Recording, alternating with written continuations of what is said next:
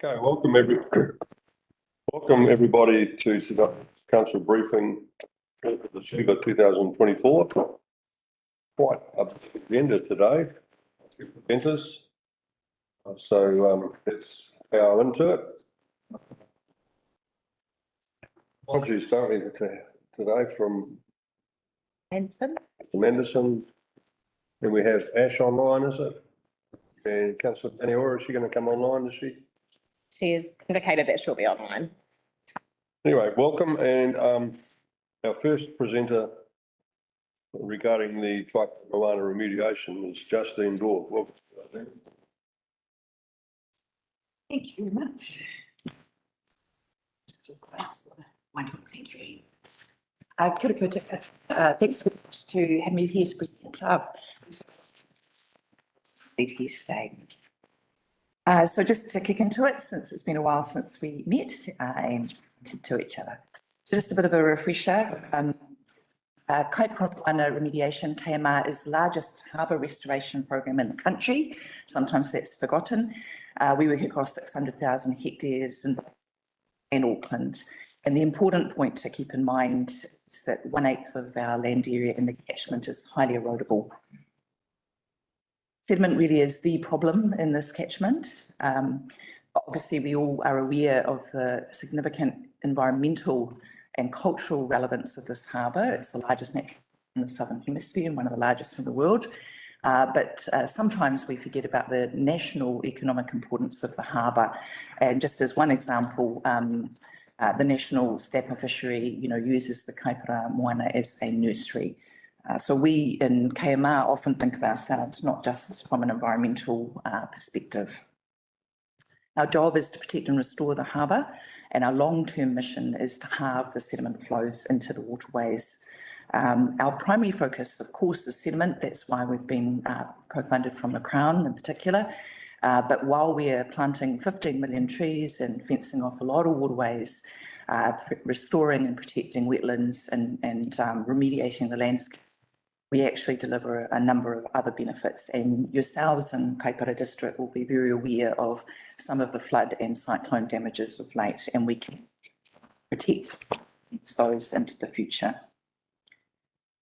Beyond our signatory partners, including Northern Regional Council, Auckland Council, the Crown through Ministry of the Environment, and our three Kaipara Uri, Namunga Whakihio Kaipara, Te Rūnanga o Ngāti Whātua and Te Uri Ahau, we have a very large and growing number of partners that are committed to KMR, and they help us and co-fund us in a number of different ways. So I just want to acknowledge our strategic partners there.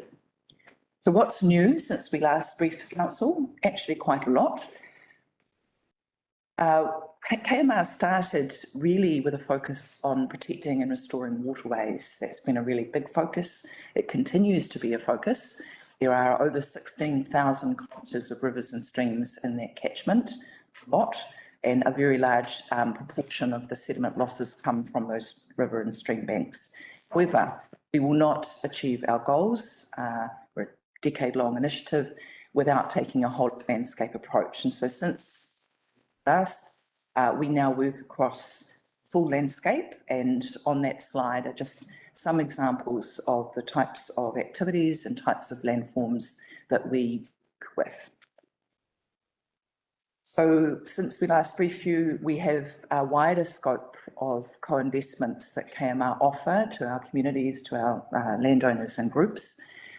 We continue to fence off and protect waterways, wetlands and the coastal margin. That's a really important focus, and it will continue to be. But we also fence off existing bush blocks to remnants, if you like, to exclude stock. And that does unlock a whole bunch of conservation and biodiversity values and protections. That's new since we last spoke. And really importantly, we now work across the whole landscape, including in erodible hill country. So where you've got steep eroding hillsides, of which there are many in this district, we can now offer a range of other project co-investments. And we continue to offer collectives and groups taking action with engagement and project management support. We do still continue to offer the same wraparound service to our landowners and groups working with us. We provide a lot of expertise, free technical advice, and that's to make sure that our plans that unlock the funding are really well targeted, and we continue to support landowners and groups throughout the project. A big difference since we last briefed the council is that we've moved from manual and paper-based approaches to our grant investment. We are a $200 million plus program to a digital system. And that's important from not only a grants management perspective. We hold a lot of information around our projects, where they are, what the project types are, who's undertaking those projects. But also we have integrated some quite significant council data sets into the system, both in the Auckland region and Northern region. And just to show you there on the bottom right, we have our indicative sediment risk layer. Now that shows areas of highest sediment risk on the landscape. The corresponding overflight photo is there on the top right. So we will essentially target and optimise our spend in areas of the landscape that make most difference from an environmental outcomes perspective. We really look at property scale, sub-paddock scale, so it's very fine scale data, and we'll work very closely with the landowner and group to design these projects, board them and then fund them. But what it allows us to do is make that spend go further. And that's pretty important because while we are very generously endowed, the investment that we have from Crown and Council is will not support all of the activities across that size of catchment. So it's possibly a unique proposition that we have now that our scientific data sets, the spatial layers are included in our grant management system.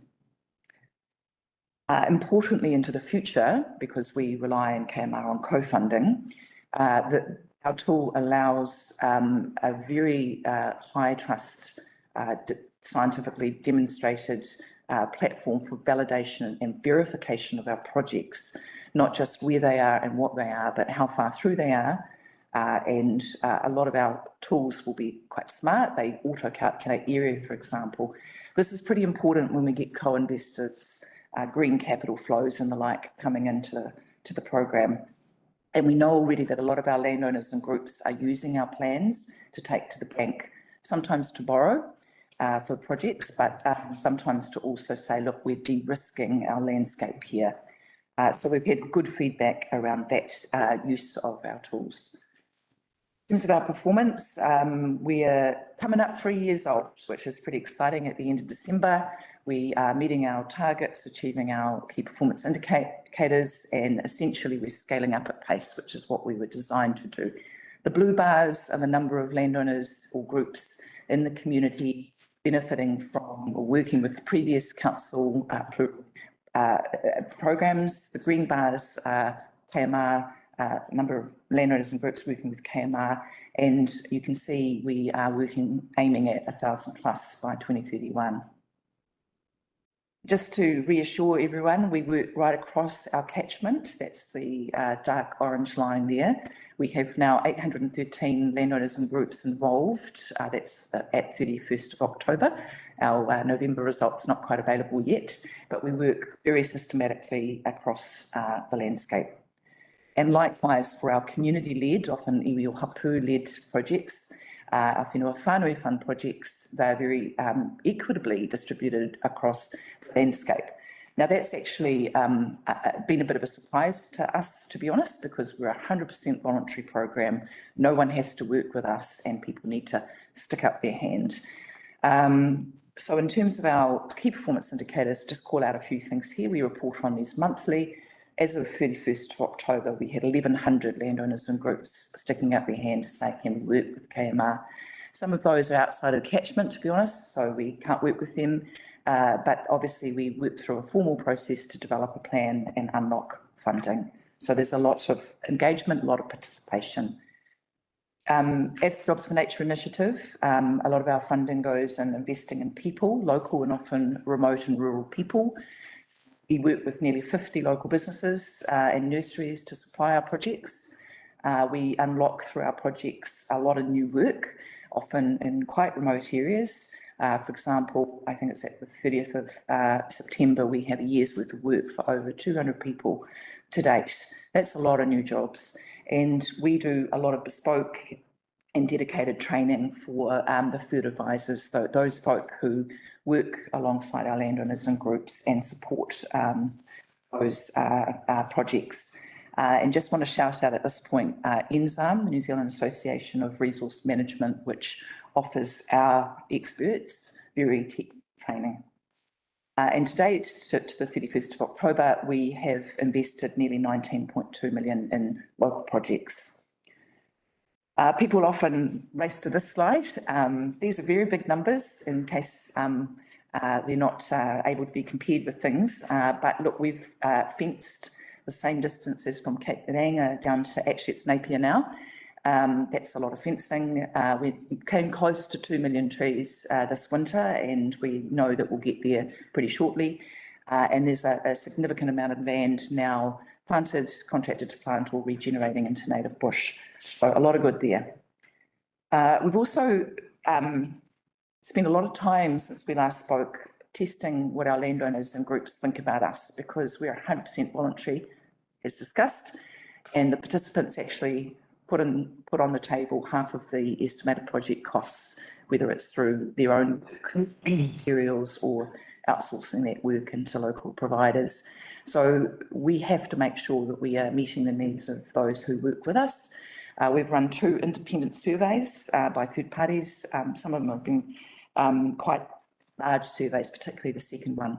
And that shows that we've been responsive and flexible, and that we're meeting the needs of our landowners. We're really proud of these results. They're hard to achieve, and these percentages actually benchmark really well against similar voluntary programs.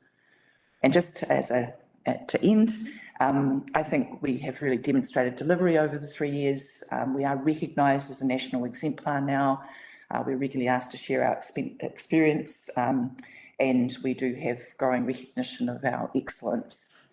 Just to call out a couple of points here that I haven't spoken about yet. KMR became the largest national recipient of Trees That Count donated trees this year, which is fantastic. Shout out to Trees That Count. That's a lot of philanthropic donated trees that help make our Whenua Whānui Fund projects in particular actually work from a funding perspective. I was very pleased to be invited into the Blue Greens conference up in Waitangi in February. We do a lot of work with ministers of all flavours, and obviously a lot of national conferences we present at. But recently we've done a little bit of work internationally. I was on the ministerial delegation to a very recent conference in October around global nature positive investments. So that's green capital flows, if you like. These are things that are real in the landscape. They're coming.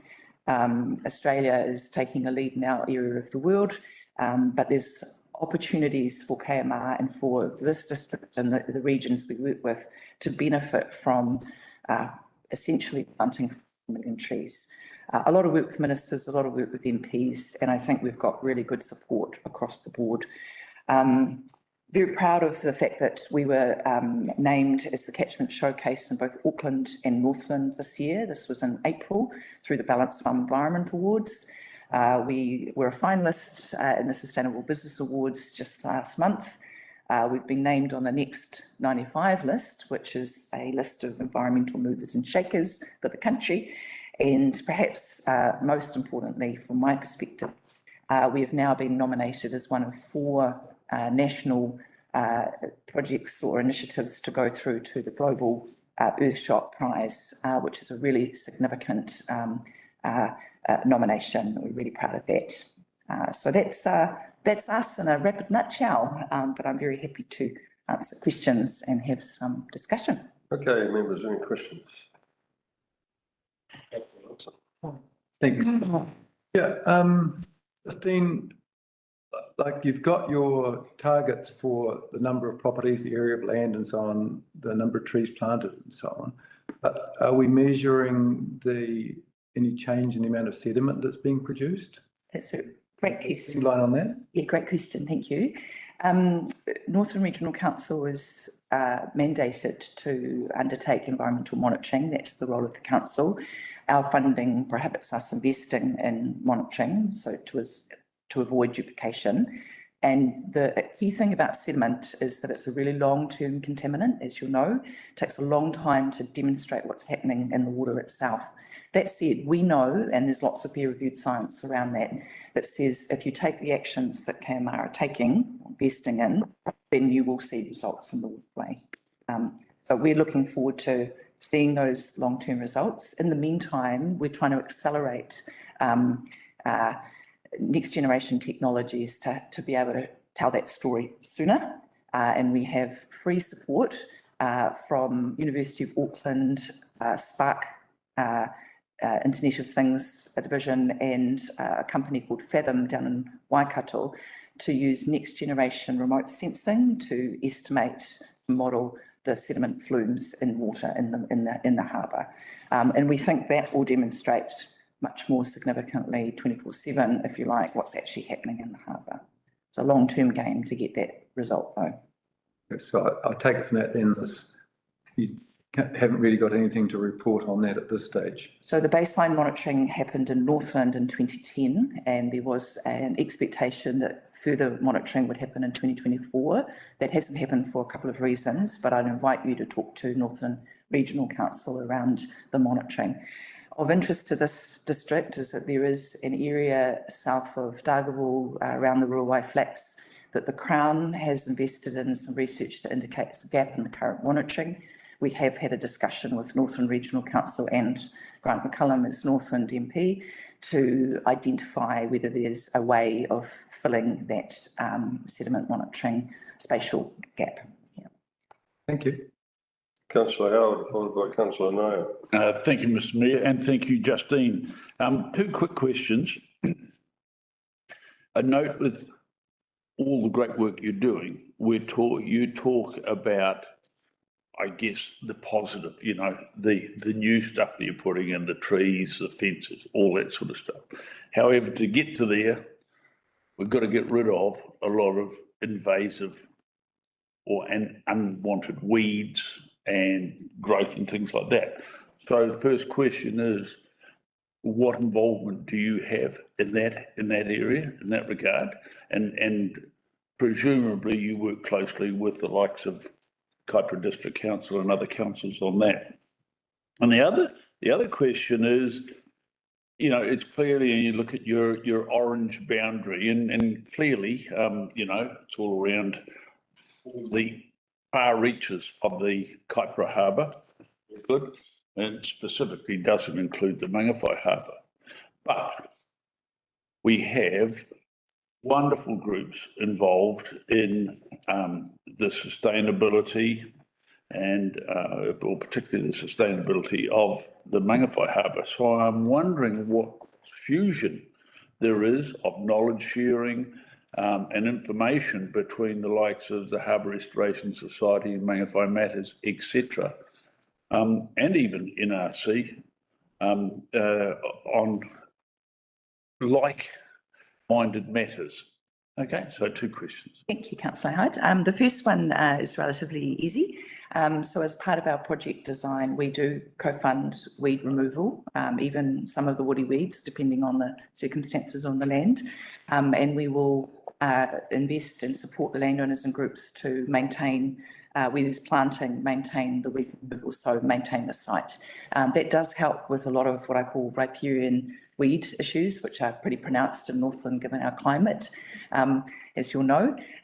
We don't just remove weeds though. If we're just fencing, we will leave that to others to manage.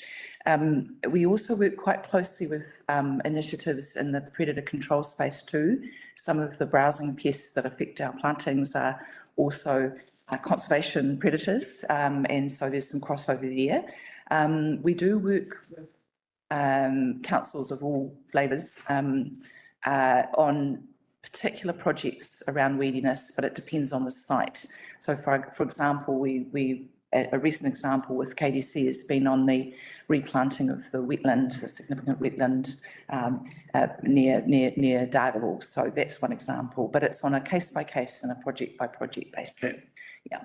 In respect of the Mangawhai Harbour, we are always open to sharing our knowledge, our processes and our practices. We have an open IP policy, which means that all of our materials are freely available online. And we have also uploaded some of our most important technical documentation to a national website where those sorts of groups go and register and can use. We're very happy, as always, to talk to groups. And in fact, our role has been to be a national exemplar and to share that practice. Always remain if there's an invitation, we'll generally go and say hi. Yeah. Okay, thank you. Councillor Nair. Thank you, Mr. Mayor. Thank you, Justine. Great presentation. I had few questions, but my fellow councillor has asked two of them already. So you said 1/8 of catchment area is highly erodible. Yes. And you mentioned the huge thousands of hectares. And you also mentioned you're gonna have a plan to halve the sediment flow from 700,000 tons a year to, I guess, 350,000. And obviously at some stage you have to prove it by some measures. Yeah. My question is, first question is obviously the landowners you mentioned, and I won't go in the details of the flow of, how you reach to the 1,000 landowners. I would like to know what percentage of landowners actually have taken it. So you said 1,000. So on the catchment area, how many landowners you roughly estimate? That's the first question. Yeah. Thank you, Councillor Nair. We have estimated 1,500 plus pastoral landowners or groups working on properties that are over 20 hectares. Now, that's an estimate from 2018. We may need to revise that at some point. It's actually quite a hard number to get because of privacy information. No one really has that across the sectoral boundaries. But of the 1,500, we are aiming at the 1,000 plus landowners and groups with pastoral properties over 20 hectares. So we're pretty confident we can reach that by 2021. And obviously there may well be a continuation of KMR beyond that under different settings. Okay, thank you. And second question is a simple one. You did mention about fencing helps. I'm just wondering, I'm naive in this. So I don't know what percentage of spending of KMR of 200 million has been done on fencing and how much percentage has been spent on a tree plantation actually. But what's the role of fencing in reducing sedimentation? Thank you, Councillor Nair. So firstly, in Northland in particular, excluding livestock from waterways is one of the most cost-effective ways of reducing sedimentation into the waterways and then into the harbour.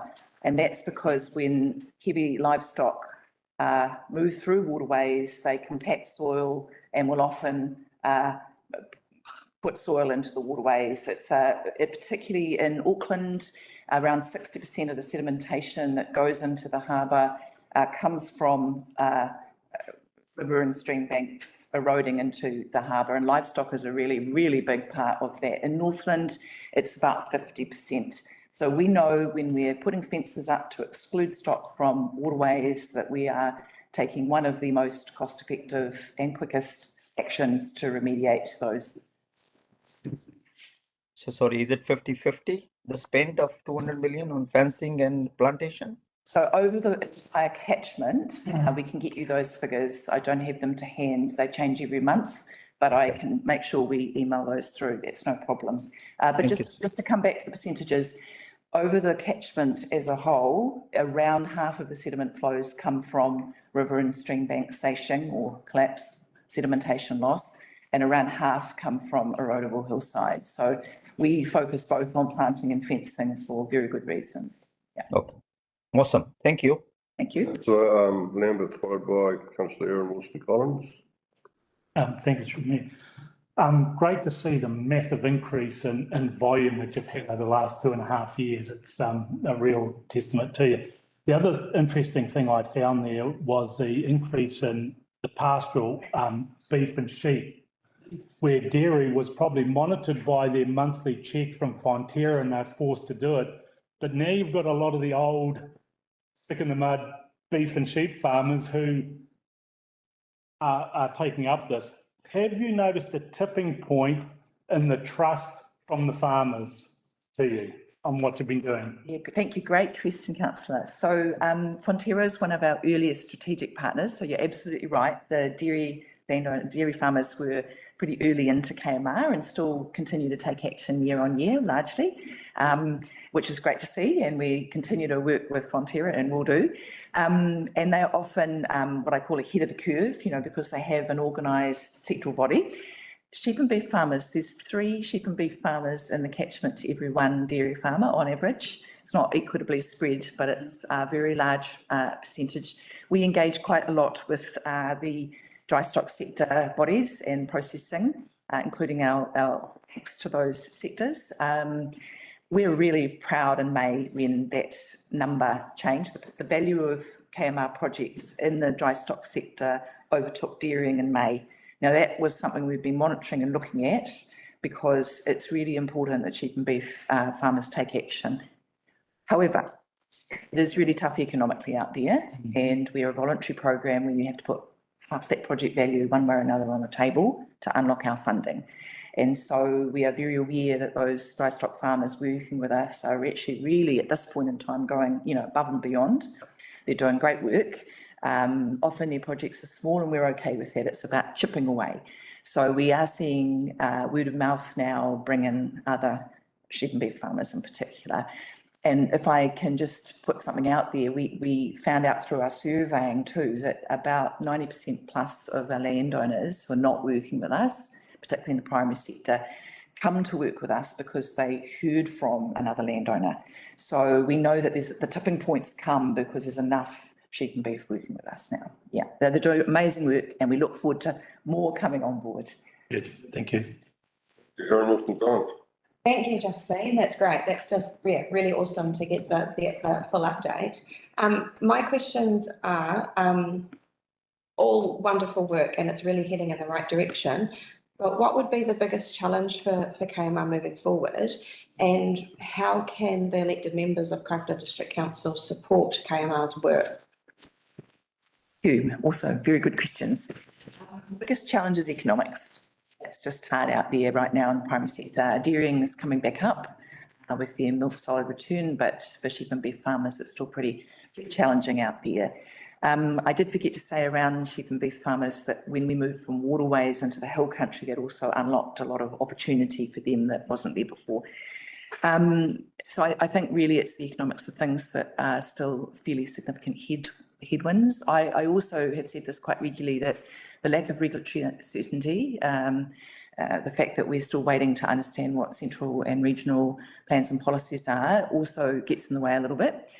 We can't do much about either of those 2 headwinds, but landowners, farmers in particular, really want to know that what they do is going to be compliant into the future. And we want to support them to be compliant into the future, but we do need that certainty and it's coming. In terms of the support from this council, I think, you know, I've seen a lot of you around the table be champions in various ways for what we do. We'd love to see that continue. Thank you for your ongoing support. We have a lot of materials, recent, you know, updates about how we're going. It would be great if you could share that through your Kaipara Kōrero or equivalent. But yeah, if you do get a chance to talk about us, and even just connect people up to have a chat to us, that's also good. And if there's an invitation to speak at any events that you're running, I'm always up for that and my team is too. So, well done. Thank you. Councillor Vincent, followed by Councillor Howard. Quick question. So 10 years down the track, we look out on the harbour, is that seagulls, mangroves. What's the prospects? Is it going to have an impact on the vitality and extent or the rate at which they are extending their domain by fencing off waterways and excluding stock and planting and stuff? it's a thorny question, councillor Vincent. Yes, sorry, just had to put that in there. Two things. One is that KMR does not work in the estuarine margin or the coastal margin. We only work on land. So we don't deal directly with mangroves.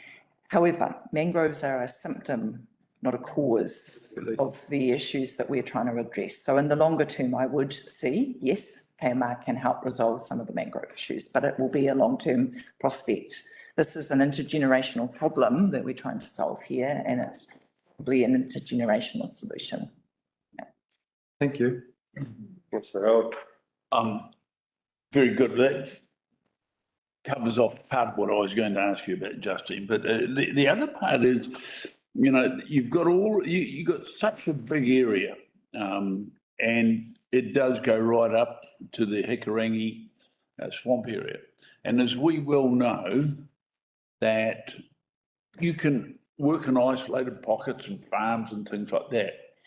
But of what significance is the silting that is carried tens and tens of kilometres by the great, the Northern Wairau River from its origins? Mm-hmm.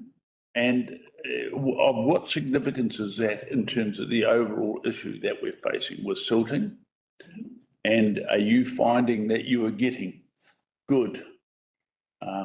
This is not a political question, just a straight up question. Are you finding you're getting really good proactive support from NRC to mitigate those issues?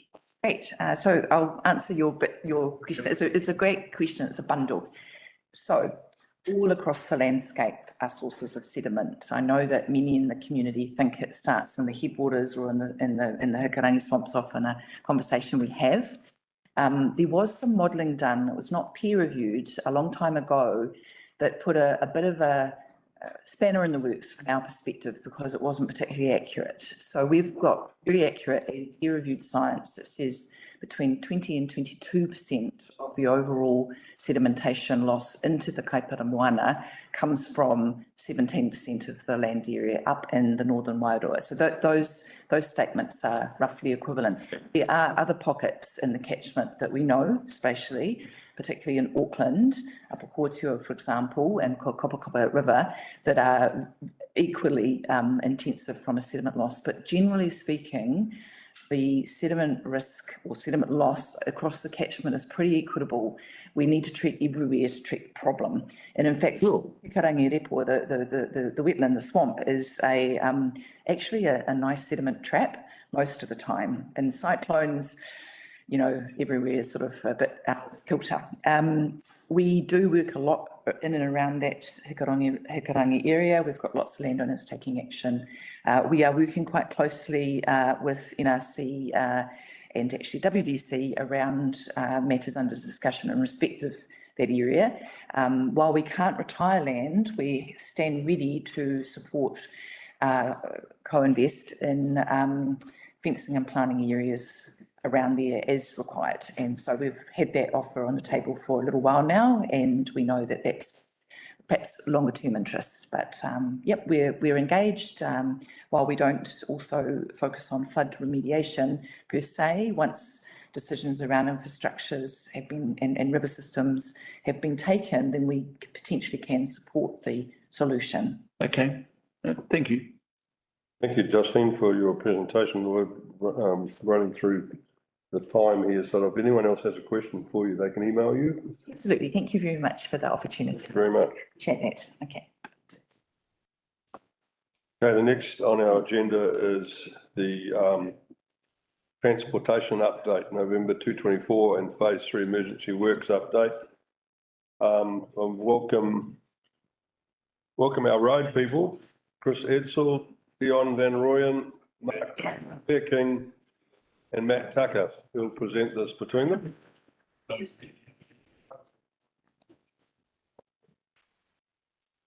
All the stars of the show, eh?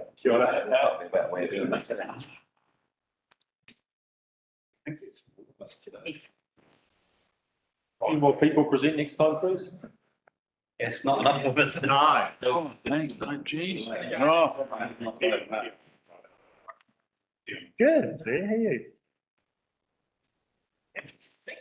Thank you. Thank you. We can pass it around. Thank you. You've got service. Do you want to, everyone pass it on to me, please? Come down this one. You get two. Grab one, pass it on. You might want to Yeah. read the spreadsheet.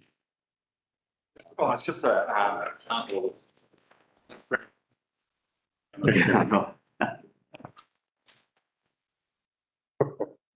Right. Thanks for the lineup. Yes. Usual suspects. Yeah. Sorry, worship it. No, comment.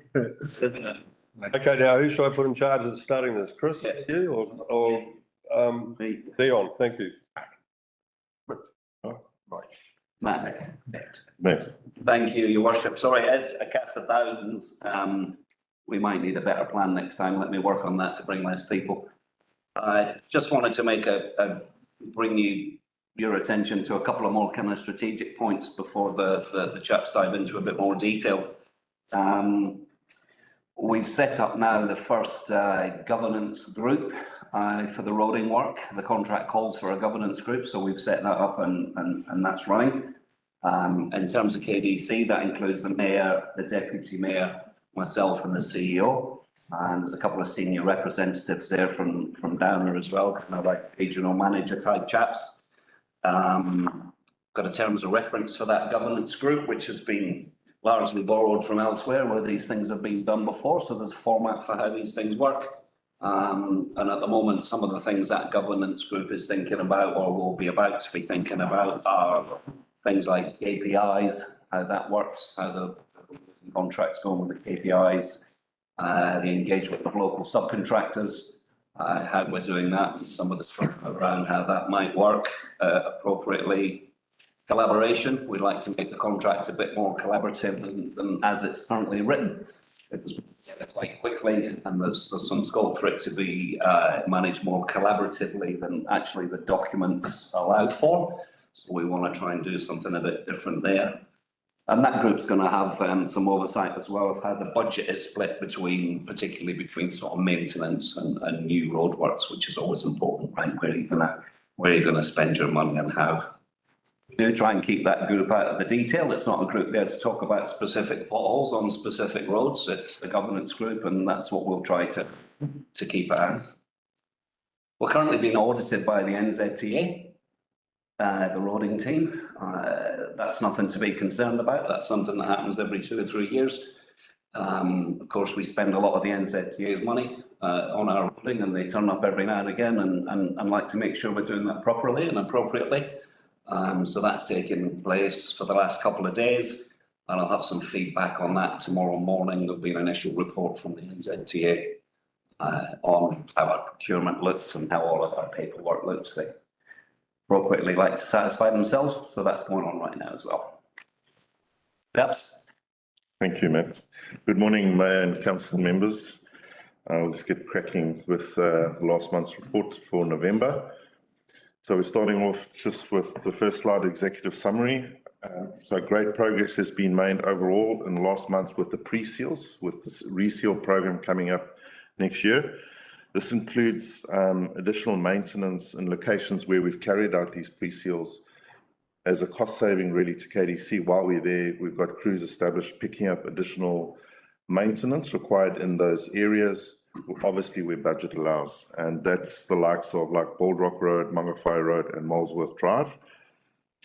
We continue to progress well on the unsealed network by bringing down the RFSs. At some parts of the month, the unsealed network RFSs came down to 0, which was very good. On the rehab front, Whakapirau rehab's progressing very well with drainage done and stabilization works completed. Options and estimates are being prepared for Kames Road, have been prepared, and we've also carried out pre-seal stabilization works on Kames Road yesterday. We've also carried out much needed maintenance works, as mentioned, on the other roads, including Victoria Street and Dargaville. And this rehab will be brought forward due to its urgency. We've carried out CCTV investigation and test samples to date. So this rehab will be brought forward.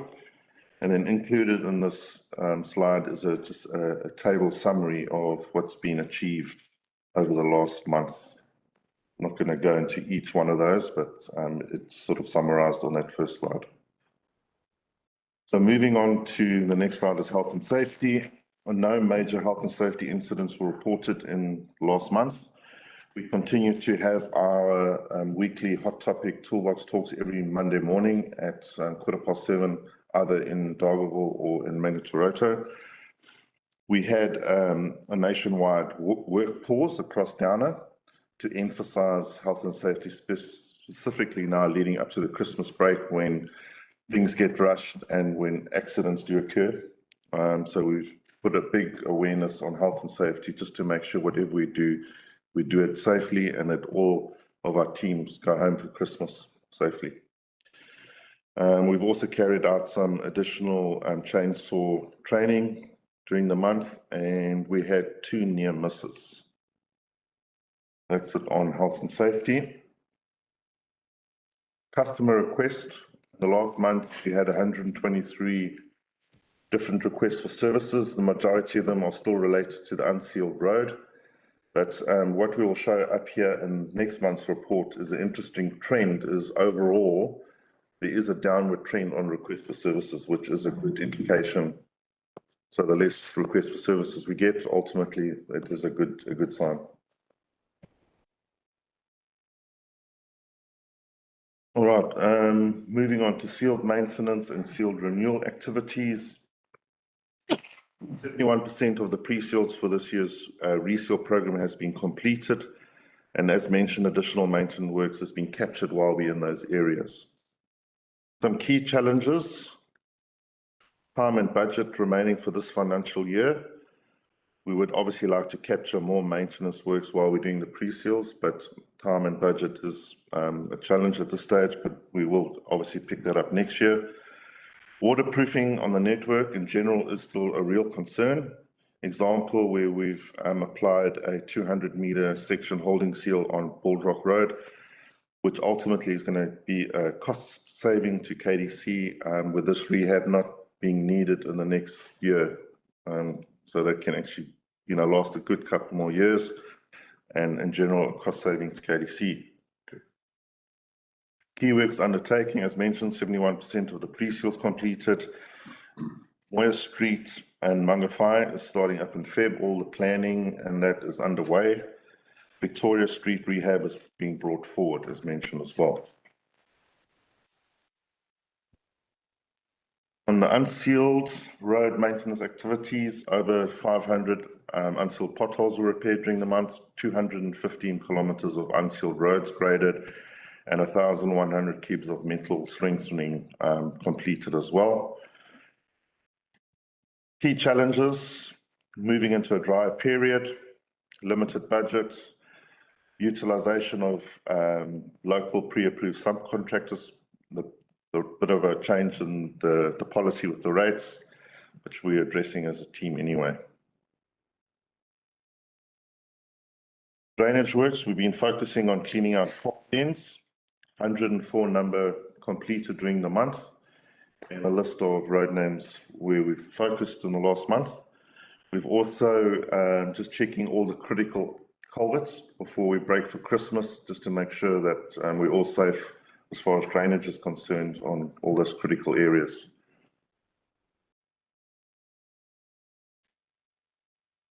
Other activities and renewal activities, so as mentioned on the rehabs, or let's start off with slips. Second round of joint inspections were carried out jointly with Blair King, WSP and ourselves on the 25th of November. Great work and practical and economical solutions is being prepared with the team, with estimates also being prepared for these various slips. Example is Mahuda Gap, works are planned to start tomorrow. It's good. On the seal extensions, investigation works and estimates are also being prepared for the likes of Settlement Road, Devick Road and Kames Road. This includes using Polycom as an alternative for as a stabilization agent, which offers a cost saving to KDC. On bridges, maintenance works has been carried out on several of our bridges. Example, Hakurua Bridge on Kaiwaka Mangawhai Road starts this coming Monday. Routine round of sweeping and weed spraying has also been completed.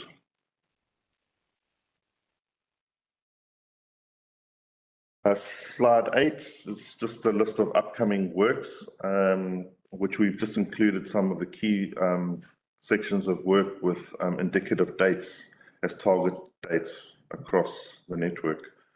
I won't be going into each one of those in details, but the information is there. And then lastly, on finance and commercial, as you can see, this is our cash flow envelope. We've spent approximately $5.2 million to date, and we're within the cash envelope projected for this year, financial year. It's also worth mentioning, obviously, we do have a target spend of 30% on the local pre-approved subcontractors, which may be impacted by the recent policy change on rate utilization, but as mentioned, we are working as a team to resolve that. And that's basically a wrap from us. I'm sure there's going to be some questions, but before so, I'd just like to, from the whole KDC team, from Downer and the wider team, Chris, Blair and everyone, just wish the council, the mayor and council members all a good Christmas and the best for the new year. Thank you. Thank you. Just some questions. Councillor Cotton, followed by Councillor Howard, followed by Councillor Hudson. Thank you. Thank you. Just on that last page, you didn't talk more about the work model that's been challenged and the risk. Can you just explain that a bit further? The policy of the local suppliers, or? Yeah. Yeah, so just a brief background. Obviously, during the procurement stage, there was a separate procurement stage for the local suppliers, which is done independently from the main contractor procurement stage. So, and then they went through a procurement process with some, and they were pre-approved with rates, a set of rates. And so basically, I think it was just in the final stages, a possible breakdown of communication. We're told, look, these are the subcontractors with their rates to be utilised, and some of the rates were more expensive than ours. So that's where the policy sort of, we're working through that. Okay. That's the key challenge, yeah. Okay, thank you. Okay, Councillor Howard. Thank you, Mr Mayor. Thank you, gentlemen, and Merry Christmas and all to you all too. And thank you for your work and getting into the contract this year. I'm greedy. I've got about 3 questions, I think. The first one is routine spraying. You talk about there on page 14 of your briefing that you've been doing that. I'm wondering what consideration has been given to spraying the pampas grass along the side of the state highway, and it may well be an NZTA thing, from Ruawai north towards, or certainly past Naumai, but towards Dargaville. Yeah, we can look at that, but the State Highway 1 doesn't fall under our maintenance. Yeah. So I mean, is that something that you would raise with NZTA? We could, yeah. Yep. Because I know that it used to be done, and it used to be done using helicopters. So that was that. Second thing is, Rachel and I have been having good dialogue with some of our elected member colleagues from South, the Rodney Ward and Auckland, and particularly as regard road safety on those roads that approach us. Now, as we know, there's only one road that actually comes in from a state highway. That is ours, totally. And, you know, we're getting slow, but better support, and we're, as elected members, going to have a meeting in January by the looks of things. But what part of we're pleased to see Wavy Valley Road, Waititi Road, the work that's been done, resealing, tidying them up and things like that. But what we're particularly concerned about, and Rachel really led the charge on this, is that we have any number of, I bite my breath when I talk about these slow drivers that have no respect for anybody else, and more of them on both those roads now. So we're talking with ourselves, with these people, about slow passing bays. And the truth is, there are a few options. So I'm wondering also, as a backup and another support, what dialogue you might be having with AT along similar lines. We may as well orchestrate what we're trying to do, because we know it won't just happen through the whims and the wills of elected members. But I'm just putting that out there because that's something that that we're doing, and we've had dialogue in recent time. And the last, the interesting thing is I noticed, and you talk about your potholes, and we had this reoccurring pothole area just south of where Estuary Drive comes out on the relatively new seal on Molesworth Drive here, just down past those last 6 houses or so. And I was noticing that the guys were out the other day, may have been late last week, and they were putting down what looked to be a patch. Now, I know it's not probably governance in truth, but I was intrigued. And, you know, it gives you that look of the squared off repair. All intents and purposes, working well. I'd just be interested in a little bit more feedback on or a little bit of insight. Maybe, Matt, you can do it, you know. Yeah, do you mind if I take both of those points? Yeah. Later on, and we just talk together and give me some more feedback? That's cool. And my last one is that, as you mentioned, Matt, you know, you're going to now, in the best possible manner, review elements of the contract, and that's good. So do you foresee that this will potentially have a change in allocation between maintenance and renewals, you know, that sort of thing in terms of budget allocations? Not necessarily, but just getting clear on how the contract is doing that, and having some visibility on behalf of KDC on how that works, and making sure you're all clear on how we allocate between renewals and maintenance and replacement is all. Yep, okay.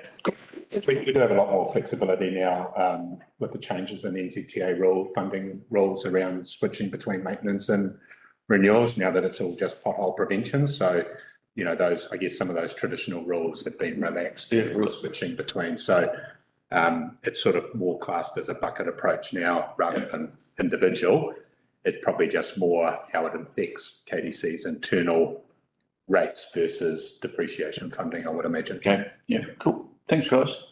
Okay, I've got a question from Councillor Vincent, followed by Councillor Nair. Thank you. Well, my first main question has already been answered regarding that disconnect between two lots of contract rates.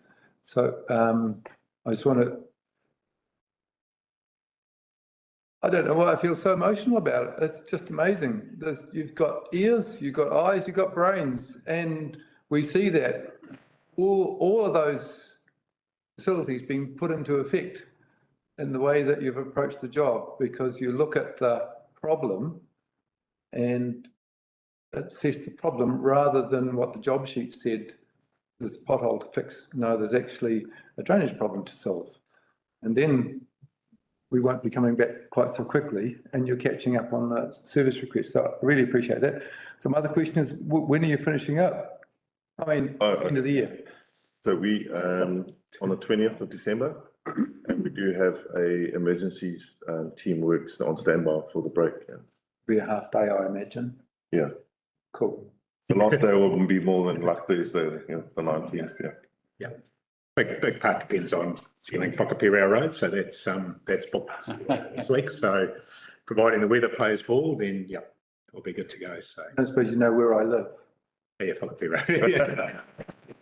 Yeah, and there's a bit of work actually being done on that really top section, the big slump as well, while we're out there. So yeah, Not to mention the new slip. Yeah, and the new slip, yeah, both of them have been looked at and designed, so they're, that work could be done on both of those, yeah. If I can add to that, Dion touched on slips. A big part of the work, we've changed tack a little bit. A lot of the slips from February 23, we're putting them out to individual consultants who are doing and almost designing in isolation. And so you look at a road like Bickerstaff Road that's got 5 on it and 2 of them are investigated. I mean, you've got 3 that. So the work that we're doing with WSP, one of the reasons working with WSP is they're also well connected into the State Highway Resilience Program. So whatever is going on the State Highway, we want to know about so that if they got to do something, we got to do something that clearly has an impact. The work that they're doing has highlighted, we have $16 million. So in terms of issues for Jason, you've got a round figure around 70 million of a capital program to deliver this year, of which 16 is around figure for slips. Yep. So the work that we're doing, given that there is an enhanced financial assistance rate for that period through to June 30, is what number of slips can we get resolved, built, and through resilience on, particularly where Chris and colleagues, we've secured some of the surplus material out of the Redo and Resilience. So that's where we're trying to use it. But what we are targeting is slip repairs that are what I call less complex built, but using more in a term, the reinforced soil slopes. So you basically, rather than trying to put a massive retaining wall in up the hill from just bearing down the gully, a lot of them are just trying to shear keep back into the existing road, which again gives us some resilience because we're less likely to see the sort of failure that you see on main roads on Marana. So there's a bit of work there, and again, thanks to Chris and Co, because they are helping us price up some of those. And that sheet that you've got there is a lot of those small ones, which actually are the ones that the public simplifies, which are big. But there's a lot of shoulder dropouts where if we go out, we took the team out to Blinks, and there's some really interesting signage out there from the locals explaining what they feel progress should be. So it's just trying to get those jobs complete, because I think that is where a lot of these wins come in. If we do get another storm, we've actually got that network resilience mostly reinstated. Thank you. Councillor Nair. Thank you, Mr. Mayor. Thank you, Dion. It was good to hear twice mentioning Victoria Street and bringing it forward. But I'm amazed that there's no timeline for it. Both Colville Road and Victoria Street are TBC. The unsubsidized program even have a greater focus, and all the money is being spent in, I think even in your excitement went to December 25, but probably you mean December 24 by the look of it. So that's a few corrections for you. But I need to know, Blair, Matt, and all of you, is all that money which is sitting there, why don't we have it in the forward work program, the money being spent, which is on emergency works and lying there and fully subsidized? I have been raking it all the time. So my question is it there something going to happen before the election or not? Thank you. Through you, Mr. Mayor, look, I'm not sure we can answer that question. Yes, things are going to happen before the election. There's a forward works plan, we're working to it. Blair has just outlined the emergency works. That is a big part of that program as well. You were aware, Councillor Nair, that Council made some decisions regarding the funding in the last council meeting too, so we're working that through. So yes, work is happening before the election, Councillor Nair. Mr. Morris, okay, I was asking actually the people who know the job, like downer, drainage and whatnot. I've been reading and listening about those 4 roads, Baldock Road, Kames Road, Davidge Road, all the time. I just want to hear something happening on this side on the flood management. I say it's a bloody national issue. I don't understand why we are not focusing on it. Councillor Nair, Councillor Nair, look, please. Sorry? Yeah, Sorry? if you look at the work programs out there, there's work continuing over the entire district. I don't think. Well, it says. I don't think that comment's. No, Mr. Mayor, it says. We are here listening. You to can't put me riding down crew. for that, okay? We need We to are listening to understand our riding if there is people a work giving us an program or I have update. to leave the meeting. I'm You can asking leave the a meeting. relevant In question fact, if you to continue, Downers. I'll ask you to leave the meeting. I don't need you to babble in the background. Well, I And need to we've got know from Downers. our riding crew Is there, here sir, going excuse through their me, work let me program finish. today, and that's what we're Mr. here Mayor, to let me listen to. finish, please. I am asking a relevant question to Downer and you let me finish. Well, I am very worried about it if you because refrain from can I finish? continuing, Can I finish? I'll ask you to be muted, but we are here to listen to what they are updating from, and your question actually is being answered in this It has actual not been. presentation. Let me finish, please. All I'm trying to answer. Sorry, Councillor. Councillor Nair, I'm not going to let you finish. We're going to carry on with our thank you. presentation. Then If you the want to ratepayers carry will on, finish I'll someday. ask Thank you. Alana to mute you. I am muted now. Please mute Councillor Nair. I'm not going to put up with it. Thank you. I'll just answer Victoria Street. So the reason why it's TBC is I'm just getting testing done on the subgrades at the moment through consultants just to confirm the design. So I just didn't want to put a clear date in there because it could be February, it could be April. So just depending on the design, but the whole idea is to do Victoria Street before this financial year, because from a, I guess, network point of view, it's high risk, it's high profile, it's so we don't treat any I guess area or district any differently. We just take purely a best for asset point of view. Doesn't matter whether it's Tinapai, Dargaville, Mangawhai or wherever. It's just we purely just take an asset point of view. So yeah, Victoria Street will be done before the end of the financial year. So I just want to add on to that. It was actually only planned for 25-26, and we've actually recognised the urgency and brought it forward. So yeah. Thank you. It's dependent on investigation. Yeah, I mean, a lot of what we're doing here, you can confirm what I'm going to say here, is actually about where we need the most. How dependent we are on our funding, which is limited. And so what we're trying to do, and you can confirm this, is we're trying to make our money go as far as we can. We're trying to prioritise where we need it the most. We're trying to provide future resilience, particularly if we get another Gabriel coming at us, because one of the things I think people misunderstood, it wasn't the severity of the storm last time so much as the state of our roads was showing up by the storm. So that's the focus, right? Now, I don't know whether we've been through the win we've had over that material that we managed to pick up from NZTA. Can you outline that, somebody, about and how we're going to use that? Yeah, so we had a big win for KDC across saving all the excess materials left over from the Brenduans. Chris was fundamental in arranging that deal, and so we've safely secured a lot of materials that's going to benefit KDC in the long term. Chris can maybe elaborate a bit more.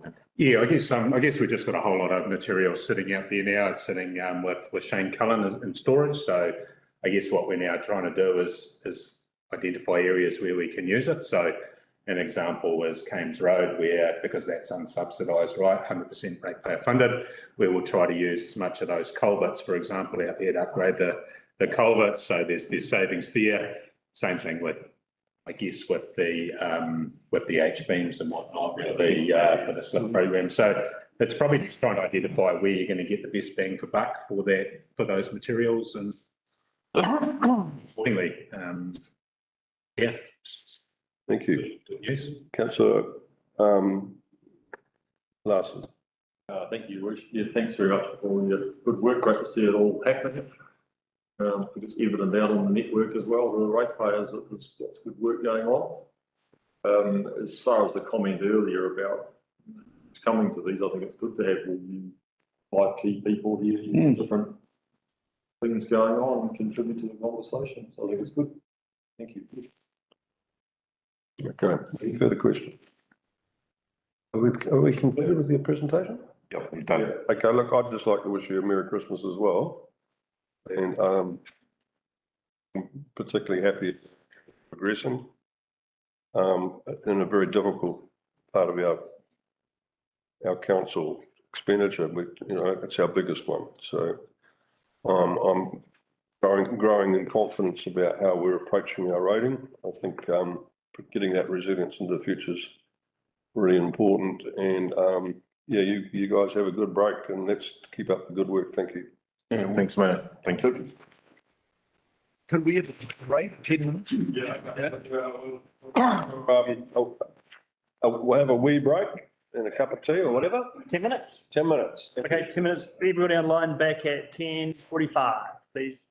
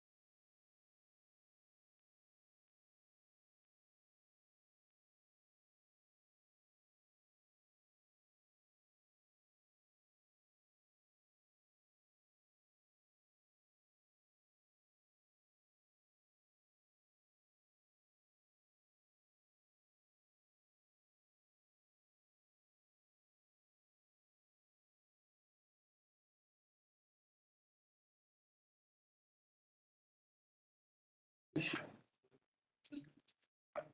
welcome back to our briefing today. Phil?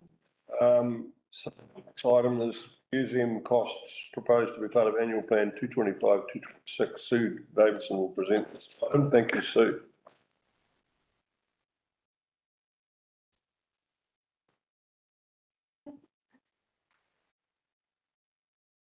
Good morning, councillors and mayor.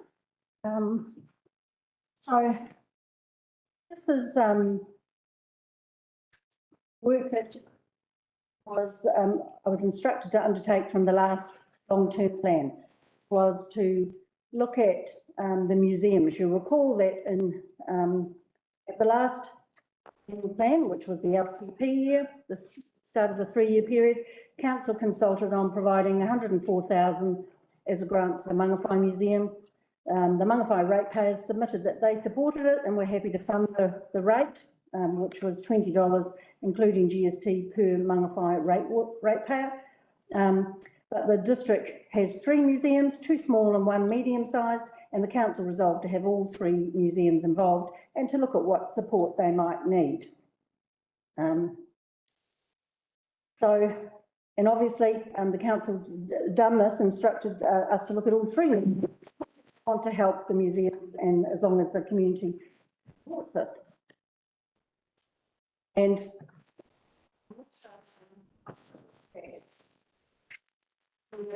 what you're doing is in terms of performance, I mean, only financial performance, not anything else. But there will be, if the council does want to go forward with supporting the museums, there will be an ongoing requirement to provide annual accounts to finance. So with any of these targeted rates that you offer to the, that you actually make a resolution for a targeted rate community group, they always make sure that they're, each year they provide their accounts. I have a look at spending the money in the right areas. There are other funding models. There could be grants, or we could wholly fund the whole activity of museums. I've assumed that's not what we're doing. We're actually looking at the targeted rate, which is what we looked at last year. So what we did this year was we asked each museum to give us their set of accounts, and I've given you the latest sets of accounts in the pack. But in actual fact, I got the last 3 years set of accounts and had a look at those, analysed the figures, and there was a meeting held by all 3 museums where they agreed on an approach to the council. And then I held a meeting with the museums onto their approach, and also information that I had collated myself from the information they had provided. And I was going to be to council. So the museums put forward a targeted rate over all properties in the district and paid out quarterly to the museums themselves. They wanted to follow what Whangarei District Council methodology, which was based on population and funding. When we looked at it, when they looked at it, and I looked at it too, the population of 27,300, it basically means the amount that we'd have to provide for as additional rates would be 267,900, and that would be split equally over the 3 museums. That was their proposal, so that each museum received 89,300. And the cost to ratepayers was the $20, including GST, but it was to every ratepayer in the district. So I did some work on it, and I did it enclose for you. One of the attachments was all the financials for the 3 years for each of the museums. And I did it, so I was trying to do a comparison, and I was also trying to work out, because, you know, you get grants and as income, but most of those grants are actually for capital works. So I've taken those out I've also taken out the costs. Aren't a cost, an annual cost, a cash cost. So I took those out and compared them. And what I and also I should mention that subsequent to producing my report, I've got final accounts for the Kauri Museum, and I've given you a copy of the relevant parts, which is where their auditors put an emphasis on matter that they think that the museums, because of the loss in the current year, it may cast on the museum's ability to continue as a going concern. I have put a note there of note 11. It says the trustees acknowledge that the museum cannot sustain ongoing losses, which when I go through my analysis, you'll see that I do say that the Kauri Museum has sustained losses. This points to the fact that together with management, we have taken proactive measures to increase current revenue streams, identify additional funding opportunities, and critically review expenditure to ensure the museum's ongoing viability. I don't have the details of what they might be suggesting there, but that's good to see because there has to be some analysis done. But my analysis is from the figures of the last 3 years, recognition that the Kauri Museum is a regional museum and strives to meet museum standards, and obviously stewardship of their collection is a priority, which I assume it is of the Dargaville and Mangawhai museums, but they won't have the financial capability to be able to do the same with their artefacts. Both the Mangawhai Museum and the Kauri Museum need support, or they're going to basically, they're going to have issues with being a going concern. So, and that's just what the Kauri Museums are coming. Because the reality is their revenue is not matching their expenditure, and they're getting losses, and you can only have so many of those. And the Dargaville Museum, that at the moment, they are quite frugal, and both the Mangawhai Museum's frugal as well. The Kauri Museum has more choices for expenditure. The Mangawhai Museum and Kauri Museum have major capital plans, and council wants to see that being successful, and they'll still want to be able to apply for grants through the grant system that council runs. The Mangawhai Museum and Kauri Museum need council support to survive. Eventually, the Dargaville Museum is likely to as well, because costs will increase. They are very well at the moment. They are putting money into the bank. Yeah. Doing well. My analysis of the museums. And I've attached, as I say, I got financials of 3 years, and I've given you the 2024. Also, the Dargaville Museum said that there was a mistake in the number of visitors, which I thought was quite large at the time, but they have, theirs ranged from, in 2021, 7,230 rather than the 44,000. Oh. And then, but it went down because of, obviously, it's been down to 4,341. For 23, it was 4,175. And for this last year, it was 5,535. So that they have lesser visitors, about the same number as the Mangawhai Museum. So we can see the Mangawhai Museum, when they applied to us last year, they do actually need funding. And Kauri Museum needs support as well. So I've given you the financials. That's just a summary, but we've got the full financials there, and you can see what the spending is on. So our guidance to you, which there's no decision today, but I need some guidance back of which way you want to go, because if I'm to put something into the annual plan, is that I think that we could, there's two ways of providing this. I think we should be giving the Mangawhai Museum the 104,000 that they asked for, which is the $20. With the issue with taking the 267,000 that the three museums promoted is that when you divide that by three, the Mangawhai Museum will still be short. I can see them coming back to us in a month's time and asking for money to pay their loan because they won't have got enough. So, so that's the issue with them. But so my proposal is that 104,000 goes to the Mangawhai Museum. And I looked at rates for insurance, which is, it's, you know, we know it's skyrocketing because all households' insurance rates are increasing and so is councils.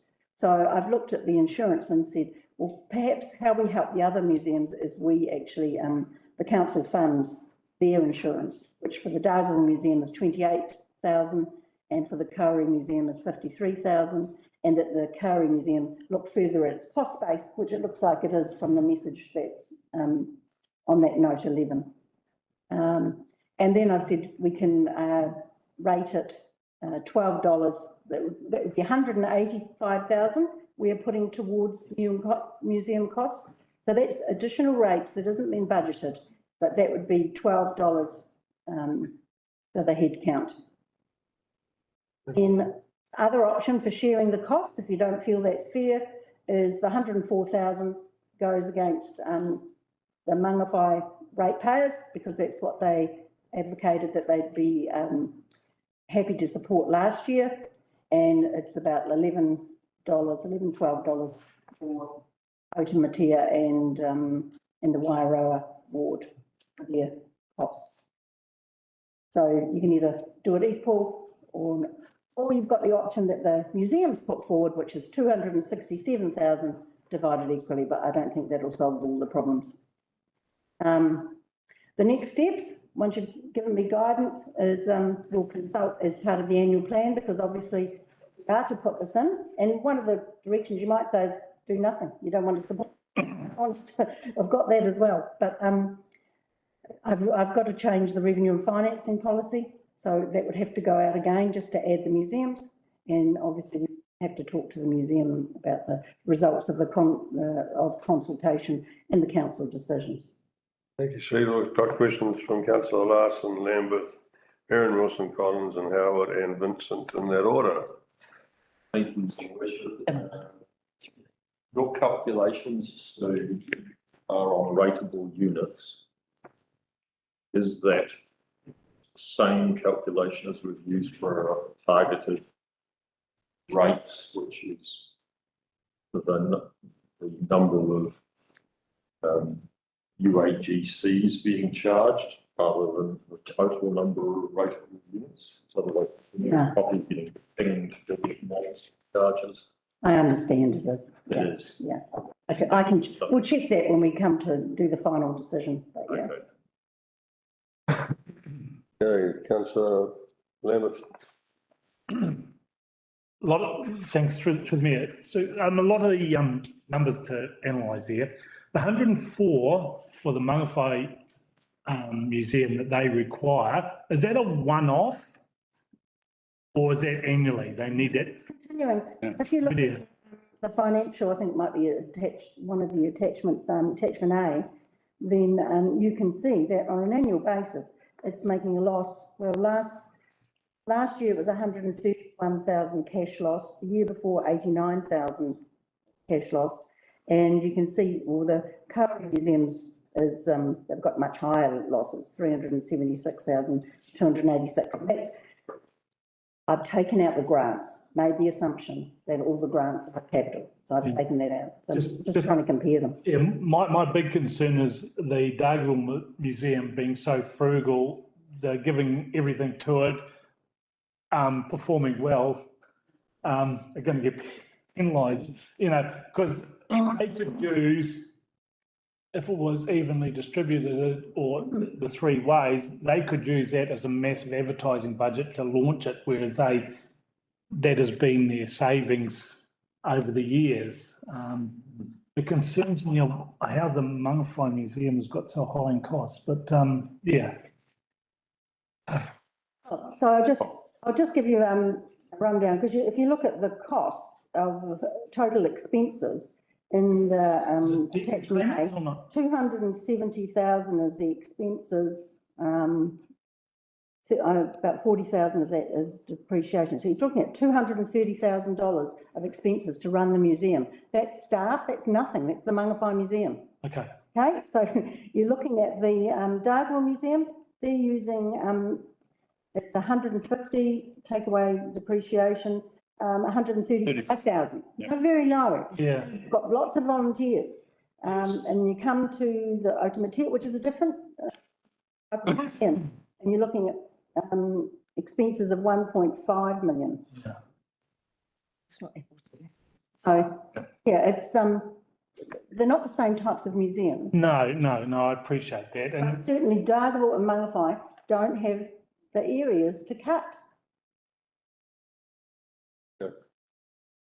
Councillor, Aaron Wilson Collins. he's done. Oh. Didn't notice. My question is I just want to clarify some points here. So the comparison, and thank you for all this work that you've put into it to make it clear for us. The comparison of the accounts, and I think Councillor Lambeth, your answer, Councillor Lambeth, kind of touched on this. So if I'm gonna park Matakoe at the moment because it is I don't feel it's comparable to the other two.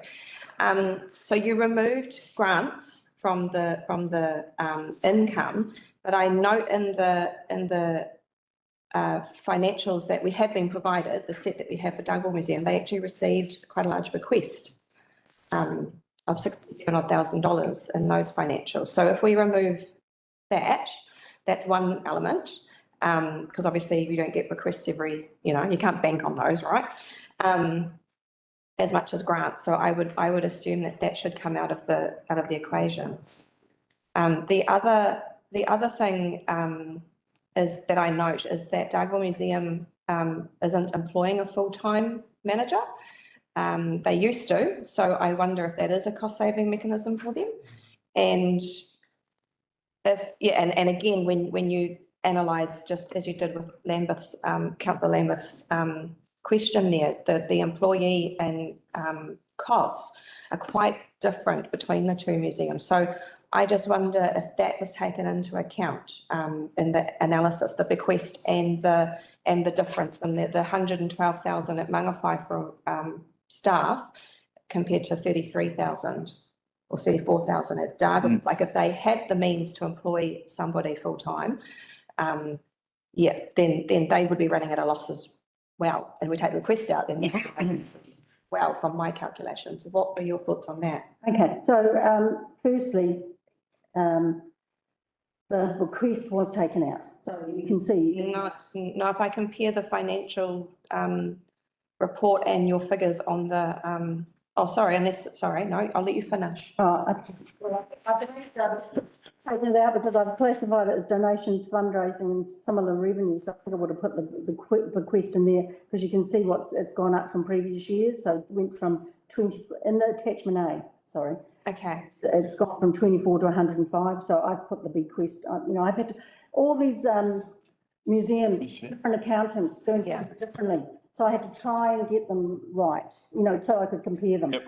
So I've tried to do that by taking the bequest. So I think that's been taken account of. And you could be right, but they didn't give me any indications that they're actually thinking of anything future or what they'd like to do.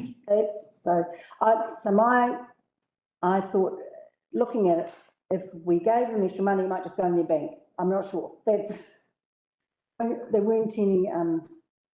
So my follow-up question then to that, appreciate those comments. You did mention in your presentation that in the future, they may be able to be added in if a targeted rate was developed. So is that the intention that? No, so there's a number of options here. One is to put in an extra 267,000 and divide it and basically distribute it equally to museums.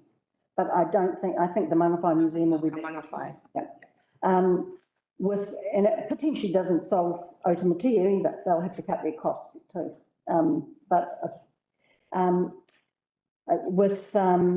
And the other one is that I've proposed 185,000. It's rated equally over the district, so it's $11, $12, something like that. And then, but the 104,000 will go to the Mangawhai Museum. We pay for the insurance for the Dargle Museum and the Kauri Museum.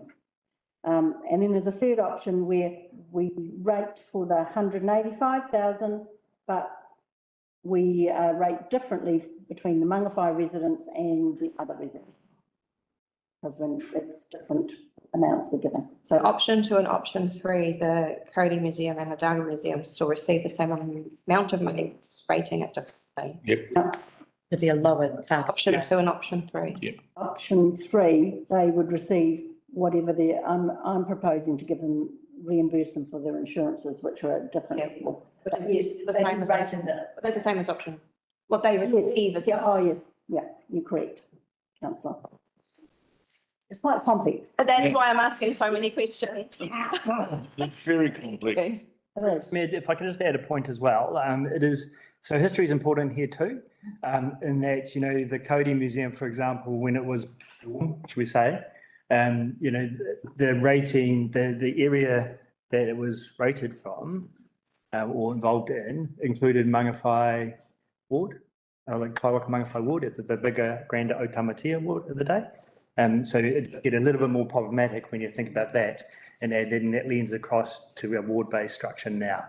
Can I fill some more history in there with your indulgence on that point? Yeah, so it was never a council museum. It was eventually separate from the Otamatea County Council, but the word Otamatea does have a relevance to that situation. And in fact, for those who don't know, I was on the board for a while, and during that time we updated the constitution, because previously there was a requirement for board membership to come from across the various ridings of the Otamatea County, including Kaiwaka and Mangawhai. And to update that more and in line with the local government approach, which I was imbued with, there's still currently the requirement is that the candidate for the board can be from anywhere in the country, New Zealand citizen, I think, but the people nominating that person have to be from somewhere within the Otamatea County area. Okay, so there is still that connection to the whole of the former Otamatea County area within its constitution. Yeah, so that's just. Thank you for that, yeah. Have you finished, Darren? Yes. Right, so there will be questions from councillor Howard, councillor Vincent and councillor Nair. So councillor Howard. Thank you, Mr. Mayor. Thank you, Sue. Yes, most interesting subject.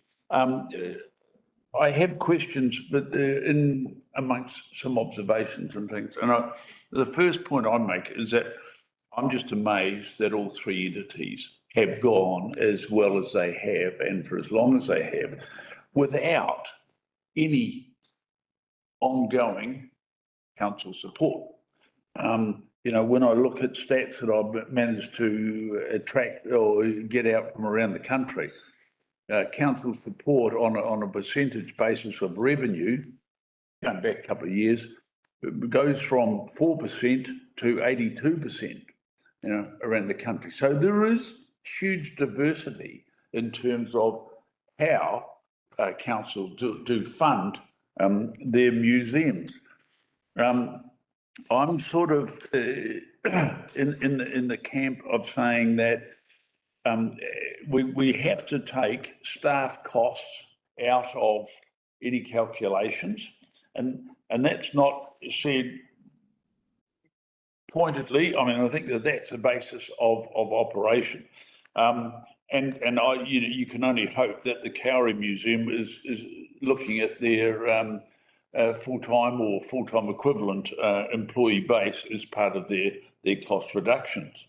I also wonder about the whole point about depreciation. Now, we understand why depreciation is there, but if they've not got any cash, they're not putting away cash on an annual basis to have something there should something happen, it's almost pointless. And so I just wonder if there's a rationale that we could, you know, we can't influence them, how they've got their own constitutions. But, you know, maybe their allocation of depreciation, until they can get themselves into a situation of having creating reserves, that, you know, maybe they have their depreciation rates. I don't know, but I think that there is a way around that. The other element that I had really to talk about was that. Can I just comment on your deposits and things? So what you use depreciation for, if you're rating for it, but they're getting in funds, but they'll use it for capital and they'll put it in term deposits. And you can see in the Mangawhai Museum, they've had 20,000 deposit. It's reduced from 40,000 last year. The Kauri Museum has got term deposits because they've used all theirs for the capital works. They've done tremendous amount of capital works there. And you see Dargaville salting it away. Yeah, they're doing it well, you know, absolutely. So, you know, some are doing it differently, and that's the whole point about how do you measure. And I don't know what the $190,000 of indebtedness is. The Kauri Museum, we know what the $100,000 is for the Mangawhai Museum. Dargaville, you know, I mean, 10 house points, they've done it very, very well, and they've basically done it without any city council debt. I don't know whether they've had grants from Mila, or you're not Mila, but, you know, reserve contributions, etc. in the past.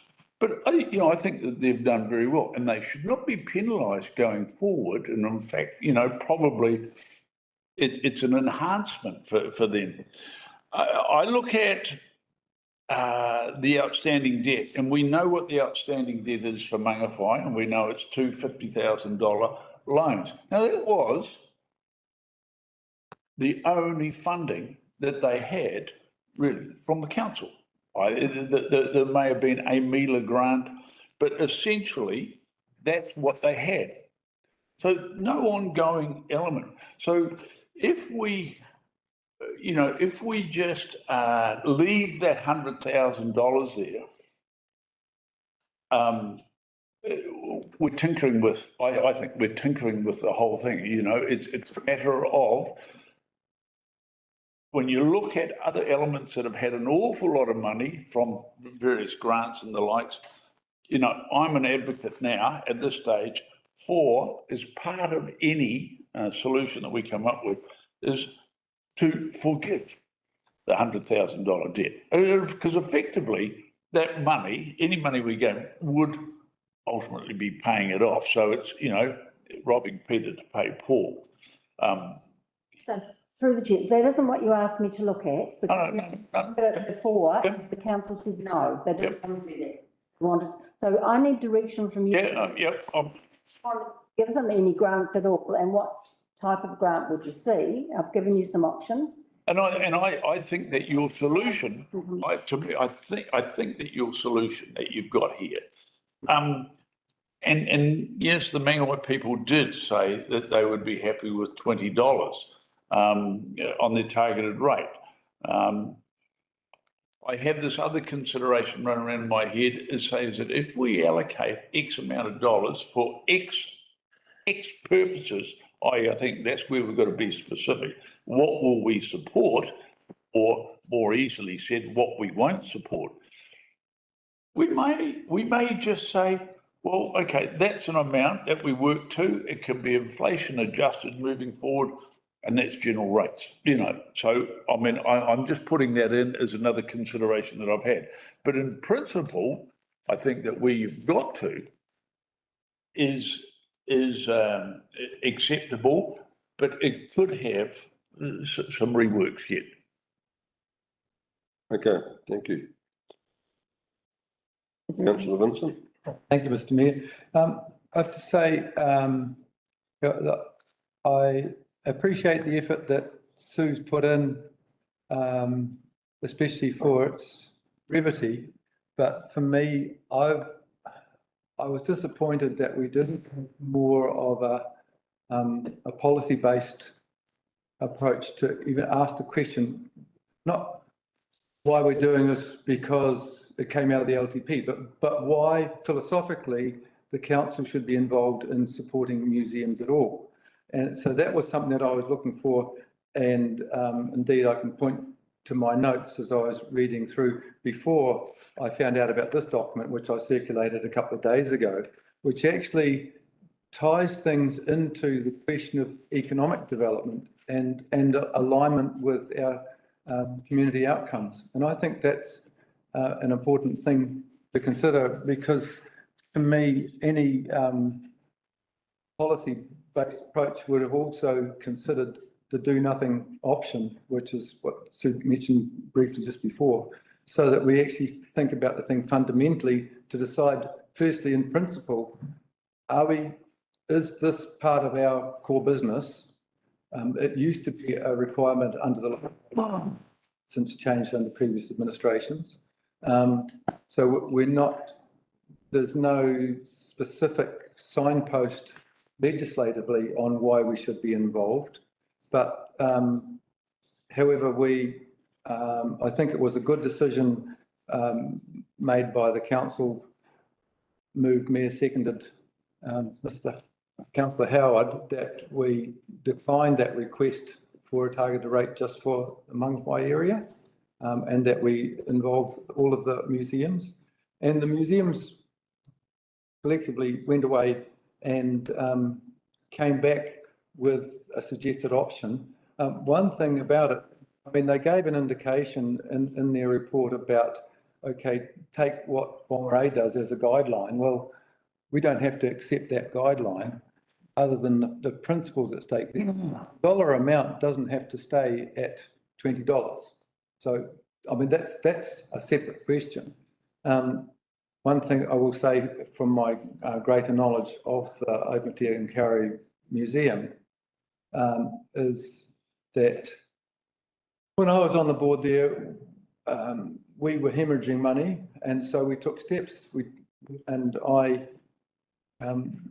Ironically, for those of you who know me and my background enough, led a restructure of the organisation, which disestablished 3 main management positions and put a new setup in place, which was operationally much cheaper to run. And also we sold a property. Where the museum is at in terms of its assets is it's got a cafe, and given its location, it needs to have a cafe to make it worthwhile for 2 of us to stop there. On the same section is a house. The house could be sold, except they'd have to do a subdivision that would involve having to build a new effluent disposal area or separate. There's complications with doing that.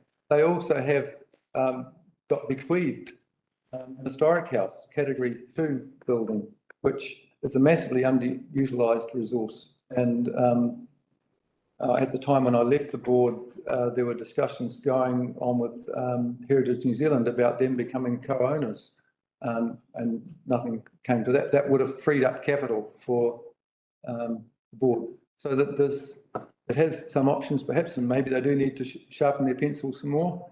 But I guess it's just that I think it's in a Kauri Museum has been acknowledged as operating at a different scale, particularly when you look at the numbers. There was a time, just for those who hadn't heard, Kauri Museum was something of an FPOS machine when there was 90-something people coming through a year, and a dozen buses a day.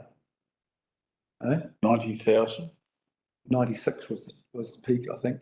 No, you just said 90 people coming through. Oh, no, sorry. Yeah. Yeah, so those times have changed and they may come back, but not for a while. And so it's the council, the museum has always been proud of the fact that it wasn't being supported financially by the council, other than, I would say, having free rent, basically. And that is a form of income benefit. But I think there are serious implications if we do let these entities slide by and they fall back to becoming a liability on the council. So I do think, having argued the thing through, that it is in alignment with our community outcomes as set out in the museum paper for us to do something. I welcome the fact that the three museums are speaking in unison.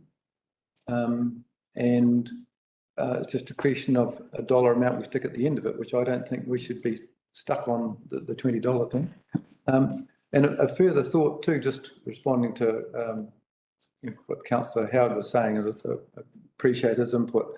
In terms of dealing with that $104,000 debt, well, if there's an annual grant, then perhaps there's a basis for saying put the $104,000 on a 10-year table and over 10 years pay that off, and in part benefiting from that, but still providing other cash to assist with making the books balance. I mean, that's just amongst various things. Oh, and there was one other point too. It occurred to me this morning when I was taking the dog for a walk. If we're going to be contributing to the funding of these outfits on an ongoing basis, then do we need to give consideration to not just receiving their annual accounts, but a seat at the table? Now, as far as the Curry Museum is concerned, that was always amongst the nominations provided as committees, memberships and so on, was who was going to be the Curry Museum representative. And then in 2007, there was a change of view which prohibited anyone associated with the council from being on the board because of a perceived conflict of interest because of the fact that the council was the landlord, I think. But they need to get over that. But I think that, and I'd just be interested to know others' views and ask if any thought's been given to that factor as a means of improving liaison and perhaps communication with those entities if we are going to be putting money in on a regular basis. So, yeah. So, not a policy person. I want to get it done for this annual plan. Understand that. Month's time. So, the museums want the money sooner rather than later. So, not for that. Okay. I need guidance as to, you look like you all want to contribute, you want the ratepayers, I should say. So this is about the ratepayers, and it's going to be additional cost to them to pay. So you're happy to promote ratepayers, you go out to them as a choice. But what and we will give them a choice. But it's not, what do I have to put in the annual plan? So I need guidance on that. Or what? Okay, fair enough. I've got three more people want to speak. Councillor Naya, Councillor Paniora and Councillor Rachel Williams.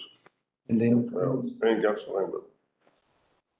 Thank you, Mr. Mayor. I hope I'll have my 5 minutes. I mean, I'm not as much vocal, as you know, but I'm a financial person. So I'll just focus on, if all the three museums came to me for money, obviously I'll decline Mangawhai Museum and Otamatia, because if you look at whatever they promise, the sales are the visitors. So apart from Dargaville Museum, which is consistent and sometimes increasing their visitors number, I don't find that in obviously Otamatia Quarry Museum. And I won't blame people for that, because it's a 2-hour visit. I've been there twice. I would never like to go again. Normally it's a one-time visitors who go to Quarry Museum in Matakohi. Because of its time consuming, its money consuming, I think is probably the highest paying a membership. It used to be $35 each member when I went. So there are issues with the operations of these two museums, Mangawhai and Otamatia. If you look at the revenue part again, the June 24, Otamatia Quarry had a $500,000 donations, fundraising and whatnot. And it all went down the drain by $1 million salary. Before I decide on it, I would like to see those 11 people's salaries bill. We are paying $1 million to carry on from donations. This operating model is so much flawed. I will not like to put even 1 cent of ratepayers' money toward these museums. On the contrary, Dagawal Museum, as someone mentioned, operating on 0.6 FT, not even 1%, the lowest number of people running it. These are the people who are passionate. I was at that concert, the mayor also was the International Visitor on Accordion Festival for 5 hours, and I enjoyed it. People really want to get involved. Now, I don't see any reason of putting this $20 on general rates for all the people who will not be involved in any way. I mean, we can do it for the pool because people use it. The locals, I wonder how many times they go. They go to the function center when there's a funeral or a marriage, and they pay for it. If you look at Dagawal Museum functions, good revenue.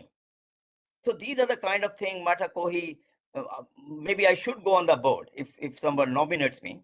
And I understand the person who is operating now, if I'm right, is not even nominated. So there is serious deficiencies in how these museums are being operated. Council should not have a bar of soap giving ratepayers money on annual basis on such a large scale. So I will not be giving even a cent. But in saying that, if you really want to help Mangawhai Museum, temporarily, there is hope. As Councillor Vincent pointed out, we can give them a 10-year repayment plan. We gave them interest only earlier on. And probably they're good in raising donations. If you look at that, they are not too bad. They are going over 100,000 in fundraising. And Mangawhai is a rich community. So I'm sure that money will keep coming. So my take in nutshell is because the museum, one, is not a core business of ratepayers or council to pay them, we should not be looking at it. But in saying that, because we are economic development and whatnot, we want to bring people to the town, we are happy to give them occasional grant rather than in the annual plan. This is the last thing on my mind, to be committed to something which is a very, very ill-operated business. I must say that, because it is only making losses. So it's an obligation on our already suffering ratepayers. So I would say no to it. Thank you. Thank you, Councillor Nair. Councillor Paniora. Yeah, I just wanted to keep it really short. My high-level thoughts are that we're giving good money for bad, and it's not a case of robbing Peter to pay Paul, one of the comments mentioned earlier, but we're robbing Paul to pay Peter. Why not allow the free market to do its thing and just keep our beaks out of these operations? To an extent, we've got the wrong people in the room, because this is really conversations that the communities need to be having around whether they value museums to the same extent or not. I know that, for me personally, I've never been to the museum here in Dargaville, because I don't need to learn the history of a town in which my whānau have lived in for centuries. I have been to the Matakohi Museum. It's something that our ratepayers don't generally go to. It's mostly visitors that like to go and see, the history of the towns that they're visiting. So should our ratepayers be paying for a visitor experience? Is it not right for the visitors to come and pay their fair share? That perhaps it's for the museums to have a look at increasing their ticket prices, because at the end of the day, it is a business, and if it's not viable, then for how long is a piece of string? How long do our ratepayers have to keep footing the bill for all of these different initiatives and services that we provide when we are looking at trying to go back to core business? And if we are to start contributing, then we're going to look pretty awful when we turn around and say, oh, actually, we can't fund you anymore, because in reliance on us funding those museums, they will expect and rely on that funding. And it's just, yeah, it's just going to get us in a situation where we're going to inevitably look bad. And then if we are going to fund, then do they need to be council controlled organisations to ensure that they're running efficiently, given that we are paying the ratepayers money, giving the ratepayers money towards it? But it sounds like a lot of work's been done by Sue on this, and it sounds like there's more money for Mangawhai, which is what this is really geared towards. So in that case, it should then be a targeted rate for Mangawhai, if that's what the Mangawhai community wants, if they still want a museum, and that's the consensus, and they still want to pay this rate that has been bandied about today, then that should be for the community, and not one of the options where it's per the whole district pays, because I don't even know whether Mangawhai would still want to pay that, given the rates increases that all of our ratepayers have been slammed with. Maybe they'll have a different perspective on whether they want to pay even more on their rates. So yes, I think that we should stay out of it. But if the consensus is that we do put our beaks in, then we should be looking at targeted rates per UACG. Thank you. Thank you, Councillor Paniora. Councillor Williams. Thank you. I just had a question for Sue. Have you gone back to the Dargaville Museum and the Carey Museum to talk about just funding their insurance costs, or is this just come about separately and so they're not? No, they were involved in that I showed them my presentation and we did discuss it. So they're across? Yeah, they understand what I'm presenting today and have full view. But I mean, their view was they wanted $267,000 from the ratepayers divided equally. That's what the museum CEs had agreed to them. Okay, look, we're running out of time, but we're going to have three more: Councillor Howard, Councillor Lambeth and Councillor Larson, and then we'll provide feedback post the Thank you, Mr. Mayor. Let me just quickly start. Let's get this right. This is not about money for the Mangawhai again. We get tired of that conversation. The thing is, we actually consulted with the community, and the community were happy to support their museum. I think that, every one of our areas are proud about their museums. And, it is trying times. It's not, it's not our core business. But on the other hand, I proffer the horrible thought of each community without their museum. So just coming back, though, to the specifics of the Mangawhai Museum, and we've got this. I would like to know what the 190,000 debt for the Cowrie Museum is, whether that is external or whether it is anything to do with council. Nothing. Okay, yeah, but so it's external. Okay, so with the $100,000, I mean, it is something that was done in the day as a means of funding. Today, many of these organisations, even through the park, get MELA funds or other reserve contribution funds, things like that. So, there is no need for repayment. This is an historical situation that we've got. So as a compromise, we could just as easily, if you want to do the targeted rate of $11 across the whole area and on that distribution there. And therefore, as a compensation for Mangawhai getting less, we over, whether it be 2 years, 3 years, 4 years, write off $100,000 so they don't get that much, because some of it's going to come in the form of them repaying the council if we give it to. So why would we double that up? Make it simple, make it less expense on the ratepayers, do it $11 across the board on those allocations. So Mangawhai Museum might get a net of $64,000 a year on that basis. Fine, but over, I would propose 4 years, write off $100,000. Okay, thank you, councillor Howard. Councillor Lambeth. Yes, thank you for the indulgence of it, not a little bit, but there's a big elephant in the room for the Dargaville Museum. They haven't shown their expansion because there's a thing right next door called the Vintage Machinery Club, which is a museum in itself. So in the future, I would expect that that's where their expansion will be. Poor old Ross and his crew, they've been very frugal, they've worked within their budget, and it looks as though they're not going to get rewarded for it because they haven't shown these massive expansions or employed a lot of staff.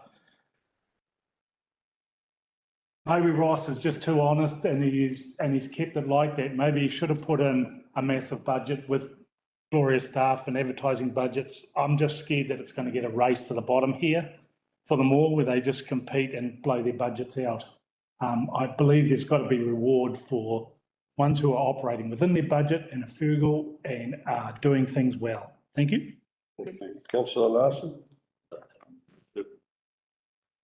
I think that whatever we do, we need to have some controls in place to ensure quite strictly what the money that is given is spent on, and some management of governance oversight, perhaps both. I'm of a mind that we should be very even-handed to go ahead and do this, and we ought to have a conversation with our community. That's what we're doing here, is saying, should we consult about this through the annual plan? And I think that we should consult through the annual plan, but I think we should consult for a targeted rate across the whole district. And I'm of a similar mind to Councillor Lambeth about the Dargaville. You see there, 0.6 FTE, running extremely frugally. And as we know, with volunteerism these days, it's hard when the stalwarts can no longer do it. We have to try and get someone to step into roles that they've been doing for free for many years and sometimes almost full time. And I think that forward-looking way would be to make provision for that. I'd like to see all of the museums in the mix. And it may mean that the Dargaville Museum can prepare for a time where they don't have those hardcore volunteers, and maybe they can fund a full-time manager or something like that. So Yeah. That's kind of where I'm coming from. I say, yes, let's look at a target rate across the whole district. Let's go, well, let's look at consulting on one across the whole district, but I think we need to look very closely at exactly how that's divvied up and where it falls. So just as a matter of clarification, if I may, Mr Mayor, on your point there, councillor, you're not necessarily advocating the even split on a targeted rate. It could vary by. Yeah, I think it could vary, but when you also look at how that would work and the fairness around that. Yeah. Yeah. Okay, look, we're running out of time, so I think we've through this pretty darn well. Yeah, actually, something that Councillor Nair said struck with me, I mean, as my role on the mayor, as the mayor, I've been around all these facilities. And I kind of think they're all important. They're all linked, right? And we're actually quite blessed because each museum has its own specialness. And they are all struggling with funding, with volunteerism, etc. And I think what makes our district special, part of that is our museums actually. Tourist numbers have obviously dropped and it's had a big impact on Carrum Museum, for example. But, you know, I think what Mark said is very pertinent too about our economic development plan going forward. I think our museums are a big part of that. So we need to attend to them and try and be as fair as possible to our ratepayers and equitably funding them. So that I'll leave that and Mr Mayor, if I could just leap in here, just as far as direction goes, I had a really good honest open conversation and I understand the boards are listening to this conversation as well online, as you would. So is it fair to say that the council is comfortable, because we'll need to write a report to you to include consultation in the annual plan. And so we'll do that. As far as the direction goes as the options presented, you know, there have been a bunch of other ideas bandied around. I'm not sure how we can proceed here, apart from what we've got in front of you and the options that we've presented to you to identify for the annual plan. I mean, when we go out to the community, we're not going to go out with one option. You'll have to identify a preferred option. We've got options there. Are you comfortable with what's been put out at the moment? So just to clarify, are you saying that we'll consult on all three options? So normally when you go to an annual plan, you do provide different options for the community and the council generally identifies a preferred option? Yeah, but But you'll need to go to decision making. be there for the community to see. Your hands, but yeah, I think that's probably the best bet. okay, just to finish off quickly, Councillor Paniagua and Councillor Ash, you've got some comments? Councillor Yeah, Paniagua? just quickly, because the devil's in the detail, I think that we should go out for consultation on both, on the targeted rate for both ward by ward and then by at large, because it's that's a risky option just to say just to say the whole district. Okay. Yeah. Councillor Nair? Yeah, I'm just reiterating in saying that we should give the option of not putting any targeted rate for the ratepayers should be one of the options rather than just giving, we have to go for it and these are the options. Yeah, that is always one of the options, Councillor. Okay, we've got a range of options that can come forward to us. So I think this discussion's dug out where most of us actually think we'll get there. Thank you. Okay. Next item, Councillor, is Papara Wastewater. Mark Schreers will present this item in person. Thank you, Mark. So we'll have this item and then we'll break for lunch after that. We just need 20 seconds just to tidy up the online version of our briefing. I know. Let us 30 seconds then? Which late, I don't think Ross is too nice. Yes, cool. But I also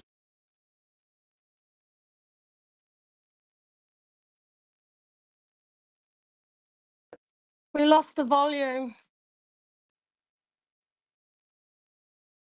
Online viewers, just bear with us. A moment, councillor.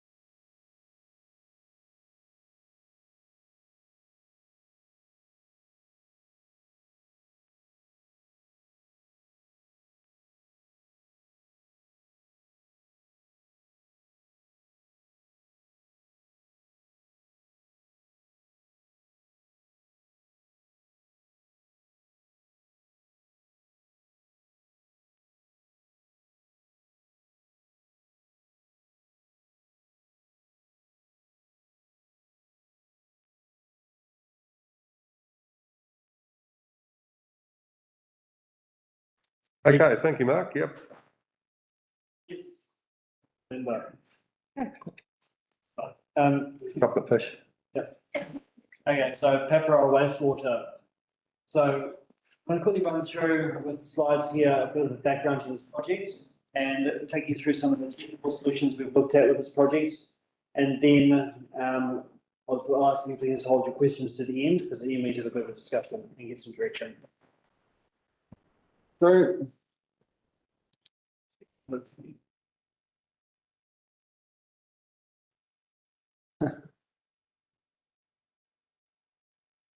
able to move with the. All right, how are we moving into the presentation? Oh, it's the mouse.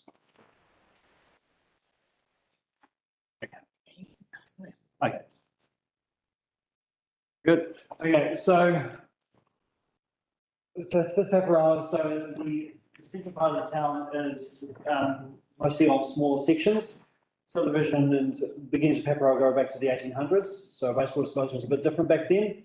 And the central part of the town is on smaller sections. A lot of the development goes back to the 60s and 70s when wastewater disposal was a bit different again, and we've got some, they're all of the properties have their own on-site wastewater disposal systems, tanks. Going through and doing our monitoring, council identified that quite a number of them found wide.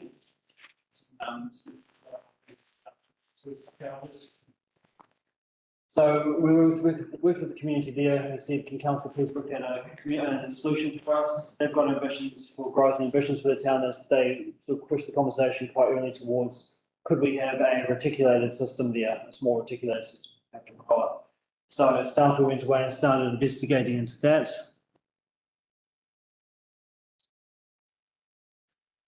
I'm not going to take you through all the points on the history slide. The key thing with this one is that this has been going on for some years now, as we've been investigating over the course of some years. The community are rightly being a bit impatient and also have raised concerns about the lack of feedback back to the community, which we appreciate, and we're going to be having a regular standing item on Progressive Paparoa meetings to report back, even though sometimes back as we work through on the study. But yeah, this has been going on for some years, and where we're at with this now is we were at a point where we've done some technical investigations, looked at what some technical options could be. Now we want to move this discussion away from the technical. How do we dispose of wastewater? How do we treat wastewater? How do we pipe wastewater? Try and move this into the how do we fund this? Do we want to be supporting this as council? How are we going to take this forward? So moving the discussion to that next phase. So just to quickly run through the technical, so you have that in the back of your minds. If this were to come to council today as a subdivision proposal, we say, well, there's no council reticulation in the area. You've got to have larger sections so you can accommodate on-site wastewater systems. Given the desire for smaller sections, or in this case, obviously there really is, we have the smaller sections there. You have to, the developer would have to put in a small communal wastewater system. And so we said to our engineers, well, what if we were to try and retrofit a small communal wastewater system similar to what you see for a large subdivision? Try and retrofit that into the existing Paparoa community. What would that look like? They've come up with a number of different scenarios as to how we could go about doing that. And essentially what we come to with that is it's feasible to retrofit such a solution into Paparoa. The option being shown here is looking at using a gravity sewer to drain the waste to a central point, then using a pump station to pump that rising main to a point where we can treat the wastewater. Mark, can I just interrupt you there? Where that rising main pumps to, whose is the land within the green band there? Oh, this is here. This is council reserve. No, but further west. Yep. This is owned by the Kaikoura District Council. It's leased to the North Kaikoura Agricultural Association. Okay. So it's a piece of council owned land there. How big's that? Okay. Thank you. So we've got council land there. Yeah. So treatment would be via a small modular treatment system. There's a range of these on the market using various different technologies. There's a range of options there on the market. So you use modular treatment systems. Again, these are typically used by larger subdivisions. There's actually an example in Paparoa of a large subdivision using like this. Looking at disposal, the pressure compensated drip line irrigators, or purple pipe system, very, very common, commonly applied in residential uses, very common across the New Zealand district. So that's one option, but it does use quite a bit of land when you're taking a town into it, a small town into it. So, so I guess. Similar to the Bailey's Beach one, is it? I'm not sure what Bailey's Beach is. The same as what's in I think it's the same as what's in Paparoa currently. It's very, very, very common across the district. Very common system. Uses the land though to do that. It's similar to what we've been looking for around Pahi. It's very, very, very versatile system. So that's one option. Another option we've looked at in a bit of detail is what's called a land passage system. So this uses a lot less land. It's cheaper, it's slightly cheaper to construct and has more potential to take growth as well.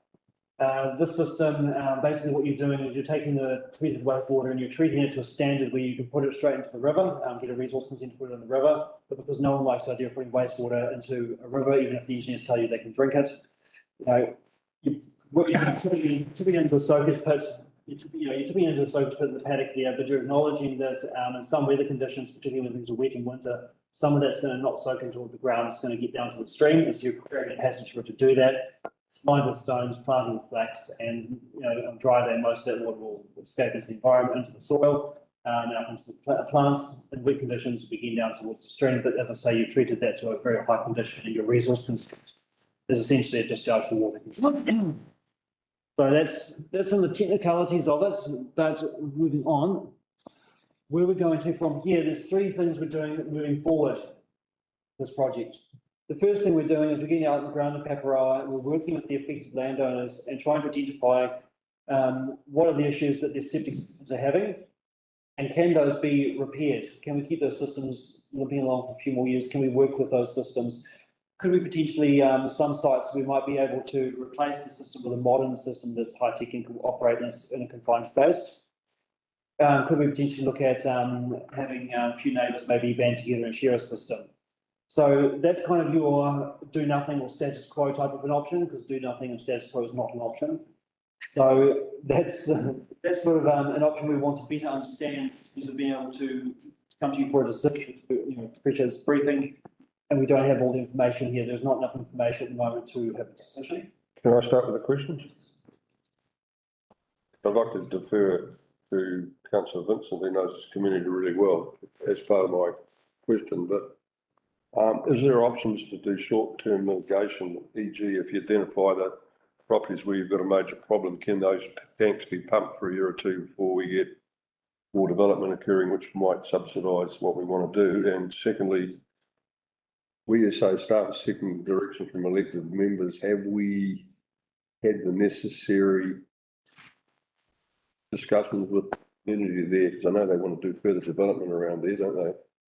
Mark might be able to inform us what he's been from his discussions with the locals there, because you know them pretty well, don't you? But yeah, if you'd like me to. But, firstly, I was going to say that I do sit in on the meetings of the Progressive Paparoa Wastewater Action Group, and their main frustration has been not getting something like we've got now. And the only bit missing from the what was at the end in terms of staff doing more investigations is keeping the local community briefed. My sense is that, like, of this group of about half a dozen people, there's only one who's actually within the target area.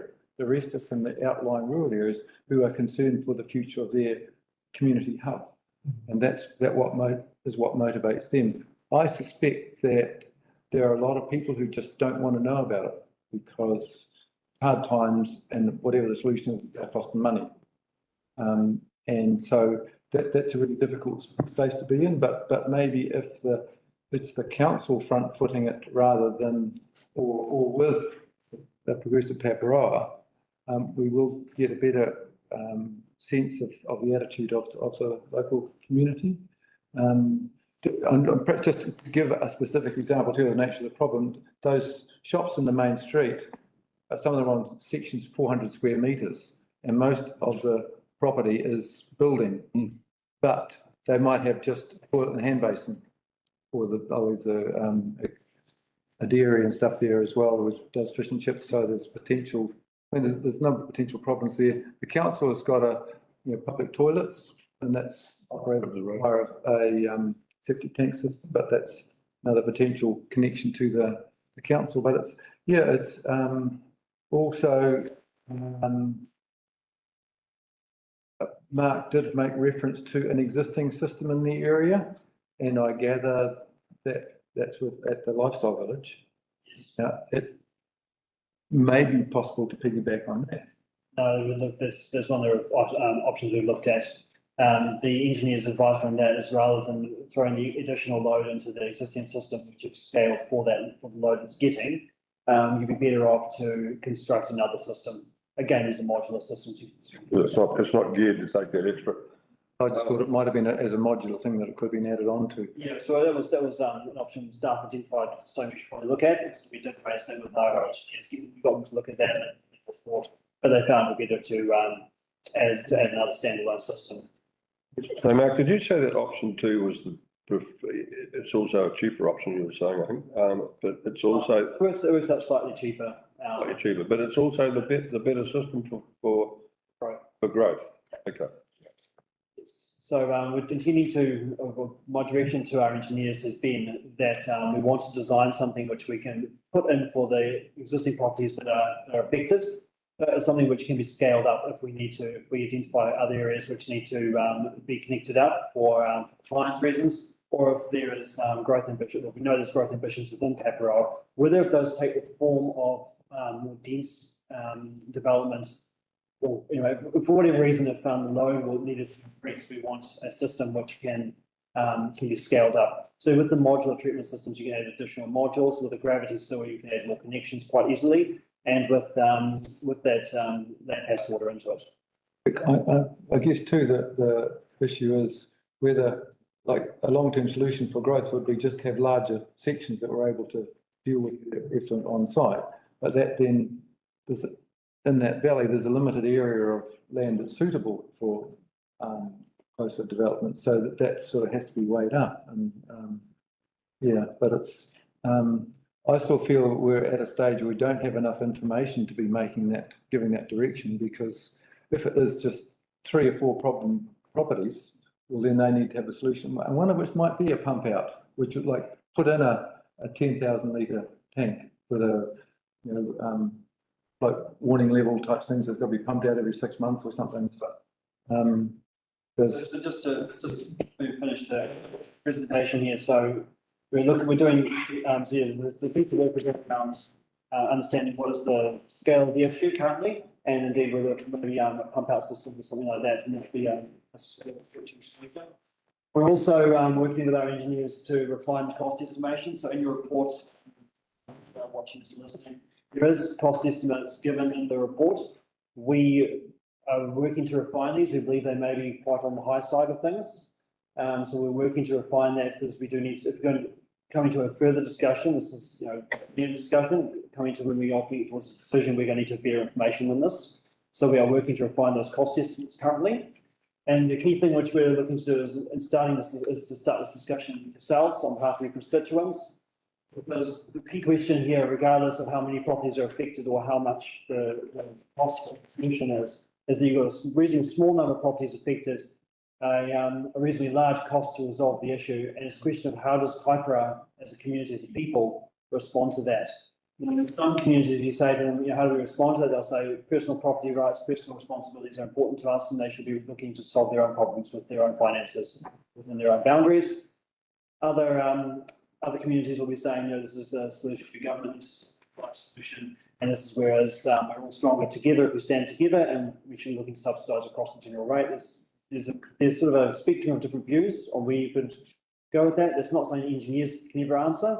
That's something that's got to come from the constituents, from people, from yourselves. So that's where we're wanting to have this discussion today, and we're we're thinking on behalf of your constituents is lying. So as we get a bit of a steer of staff, where Kaipara Inc. thinks around a solution.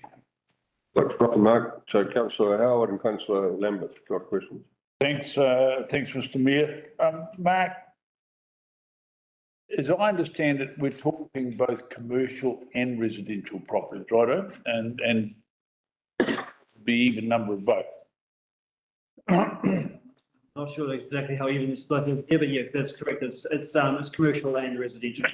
Okay, and so in your proposal, you had those green facility. So what is the form of treatment The form of treatment, so that's as proposed? the form of treatment. If we were to go down a road of a small communal system, that's something which we'd do through detailed design and procurement. Who's got the sharp steel there? We'd have to work. We'd have to look at what the limits are around. If we're going to do the land passage system, we have to get a consent. We put it straight into water. It's just a matter of identifying the volumes to be treated, identifying the quality that's required to get resource consent, identifying which manufacturer produces the right technology at the right price. Okay. So that's more a question of it's going to be more a question of are we going to fund this? Are we going to fund this? Yeah. That's more where the discussions need to lie. So going by your land area for disposal that you've got identified there, I keep coming back to a sophisticated project that we've got happening here in Mangawhai for the disposal of onto the practice area of the golf course. Now, except that's sand, that's probably clay, soil, yeah, definitely not sand, but has there been any consideration of learnings and knowledge that we've got from this that could be applied there? We know you've got issues with nutrients, and you put concentrations of wastewater into a specific area. Have we got enough room there? So, but we've got all this work happening. Are we optimising the benefit, the usage benefit of that, and could that system be applied in some form or another over there? Now, I know that you talked about drip lines, but we also know that there have been issues with some older drip strategies around the country. And I think the last point is, actually, is it not, I know that you talk about individual responsibilities, but is it not ultimately the responsibility of council to ensure safety for all through fully compliant scheme? And so, that it really does come back to a responsibility that council has. What the final strategy will be. In terms of council responsibilities, so it could be met through a compliance scheme. It could also be met through a regulatory approach, looking at the wastewater systems, which is what we do throughout the district. So it can go either way.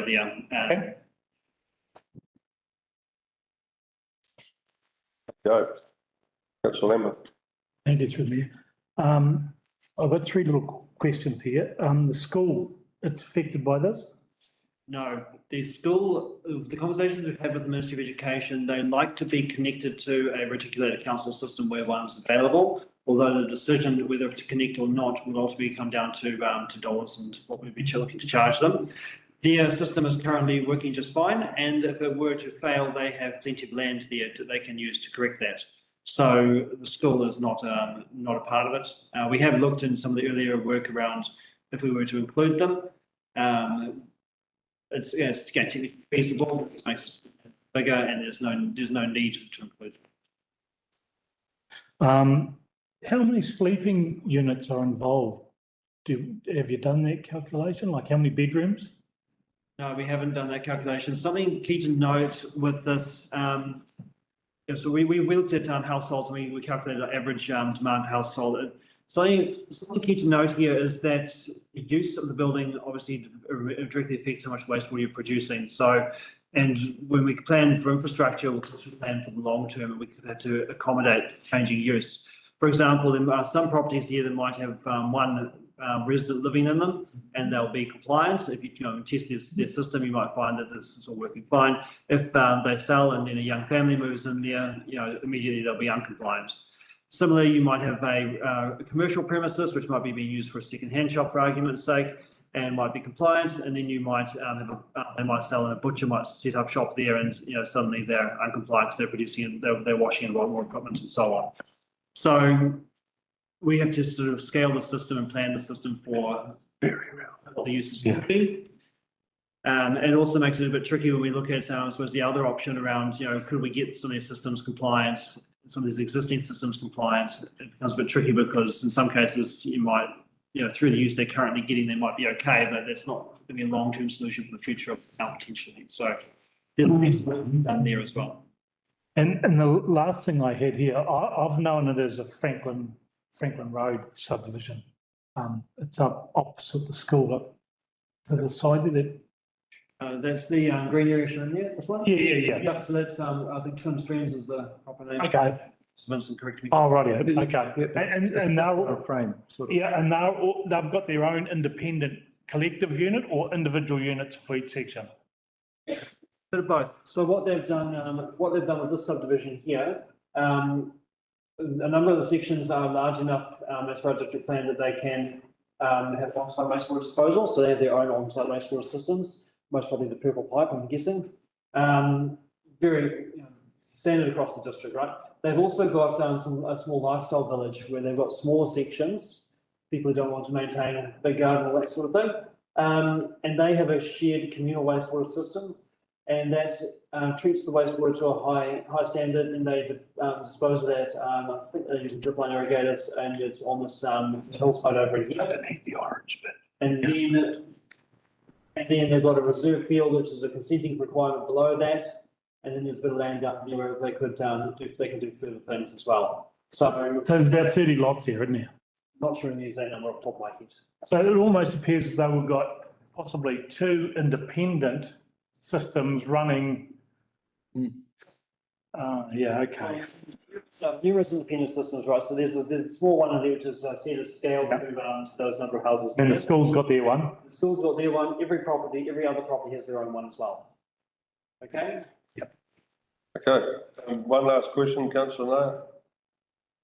Mr. Mayor, thank you, Mr. Mayor. Looking at the options, I think the gravity of the situation is not so much as described by Councillor Vincent, but if you're looking at the growth prospects in that area, the option will be a different one. So in terms of, I think if we're looking at growth, and which we are all aiming at, option 5, whereby council take ownership on the basis of Glynks Gully and Mangawhai, and does a good job, is probably makes more sense. There is a lot of unsubsidized, although we have already decided about that, but there is some money available, I'm sure, to fund it. Otherwise, we'll look at the debt option. Thank you. Okay, thank you. Is there an answer, a question in there or not? No, I think it's coming. There was a question there, sorry, Mr. Mayor, there was a question. So these figures are hypothetical at the moment, isn't it? 28 connections, you presumed, looking at probably growth, and 5 or some of the commercial, which probably are okay with whatever it is now. So I just want a clarification on where are we going? Are you suggesting something when you're putting that option of having 28 connections? So 28 connections is the planning assumption that we've used to date.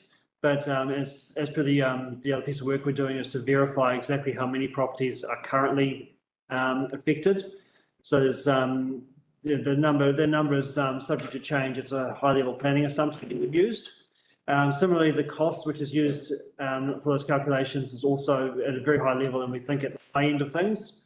But ultimately, as I've said, rather like we've tried to put quite a few disclaimers in the report, because those numbers we know are needing further investigation, and further investigation is taking place. The key question here is, a small number of affected properties and a high cost, and we're looking for direction. We've tried to put some options in there to assist with thinking around what the cost, what it could look like if we were to try and fund it this way, try and fund it that way. That will not be an exhaustive list. There'll be other ways of addressing that as well. But we're looking for a bit of a guidance from the council here on behalf of your constituents as to whether do we step in and try and fund a solution And do we do it more in accordance with this model, more in accordance that way? Or do we go more towards working with private property owners around what options they have on their property? We're wanting to get a bit of a steer. Yeah, thank you, Mark. So in terms of direction, that's what I'm trying to figure out is Mark Vincent, councillor, has actually been on that committee and probably going with growing Paparoa or those people to find some right solution before we even consider it is probably a good answer, rather than the numbers are even not clear because they are based on, and making a decision based on numbers which are hypothetical is a serious one. So I would say if it's a small amount of people going to be benefited, then it can be done as a standalone little thing. It costs about $15,000 each. I put one in my place, and a council land and end of it. But if you're looking at the growth prospects, then it's a different story. So maybe the starting point is, as Councillor Vincent mentioned, we got to know what they really want before putting our nose in there. Yeah. So I'll hold my horses there. Thank you. Councillor Rachel Williams. Thank you. Yeah, I think we probably need to have a bit more clarity. If you're still working with the property owners, it might not be 28, it could be a lot less. I mean, that's going to affect the costs hugely for these private homeowners and business owners. So yeah, I kind of think until we've got a bit more of an understanding on that, it's quite hard to know what to do, because this is going to impact the ratepayers quite hugely. If it turns out we do need to do something, obviously we need to look at that, but we don't have costs or anything to kind of base it on yet. So I think a bit more talking to the property owners that are affected would be a good way to keep this. See you, Maris, I'd like to make a comment. Yeah, taking your point. I mean, the community has been waiting for a while and have been talking to us for a while, and we've presented to council previously too. And I suppose it's a bit of a strategic conversation. We all know that the community's destined to grow. It's identified as a growth node in the spatial plan work, and that's with Karen. So, we know we have a problem here, and we're trying to stave off that problem and the commercial impacts of this issue as well. But if you go right up to the high level, identifying that as a growth node and that there is growth needed, there is a possibility, of course, that we look at a reticulation for the whole community, given that it's going to grow, right? So that's at a really high level. The problem we have is that there's a distinct issue at the moment that, the community would love some direction on to get solved for them. And there are a number of options in there. We're still working through all of that to get some more information. It's not the last time we're going to come to you, but, on the face of it, there are many, many solutions there. And I suppose the question is, are you comfortable with us? We're continuing to progress it. Are you comfortable with us working along the lines that there's some form of bounding from council towards the future here? Right. I think there's a lot of questions that we would. There's a lot of issues here that need funding costs to is where we're going to go with future growth of Paparoa. Liaising with the residents that are there now, particularly, is there short-term mitigation?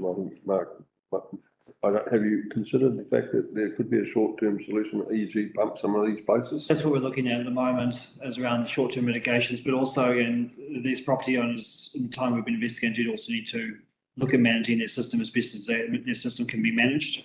But we are going to be on the ground with them soon, looking at their systems and what we can do in the short term. I know people are waiting for an answer and they want an answer, but I think we need to go a little bit further down the track before we can give you clear guidance. Would I have that? Yeah, if I could add, Mr. Mayor, that to me, having this item in the agenda signals to the community that your council is here and interested to facilitate a solution, and it depends on the facts on the ground or in the ground as to what that solution, what shape it will take, whether it is going to be remedial action required by individual property owners or a longer term solution, which might facilitate further growth in other areas, but I think we need to be in mind of the environmental effects of doing nothing. As Mark Scherzer said, it's doing nothing is not an option. We do need to solve this, but I think if we were to signal that the council is on board with facilitating a solution, including the various scenarios there, depending on as the facts become clearer from further investigation. I think that would be is that of help to Dan? Yeah, I think that's where we need to go. We need a little bit further down the path, more costings. And I mean, one good way to get feedback from the community would to put it out through this annual plan that we're proposing a $30,000 a head targeted rate for all the properties in Paparoa, so you get a good response rate. I think, that's the direction I think, Mark. 70,000. By coming forward, but we need to solve the problem one way or another. What we'll do, council, is that we'll continue on trying to resolve the short-term problem. Try and find some more information. We'll likely bring some more information back to you. We'll engage with the Paparoa community continuing. This is, at the moment, this is a continual ongoing problem.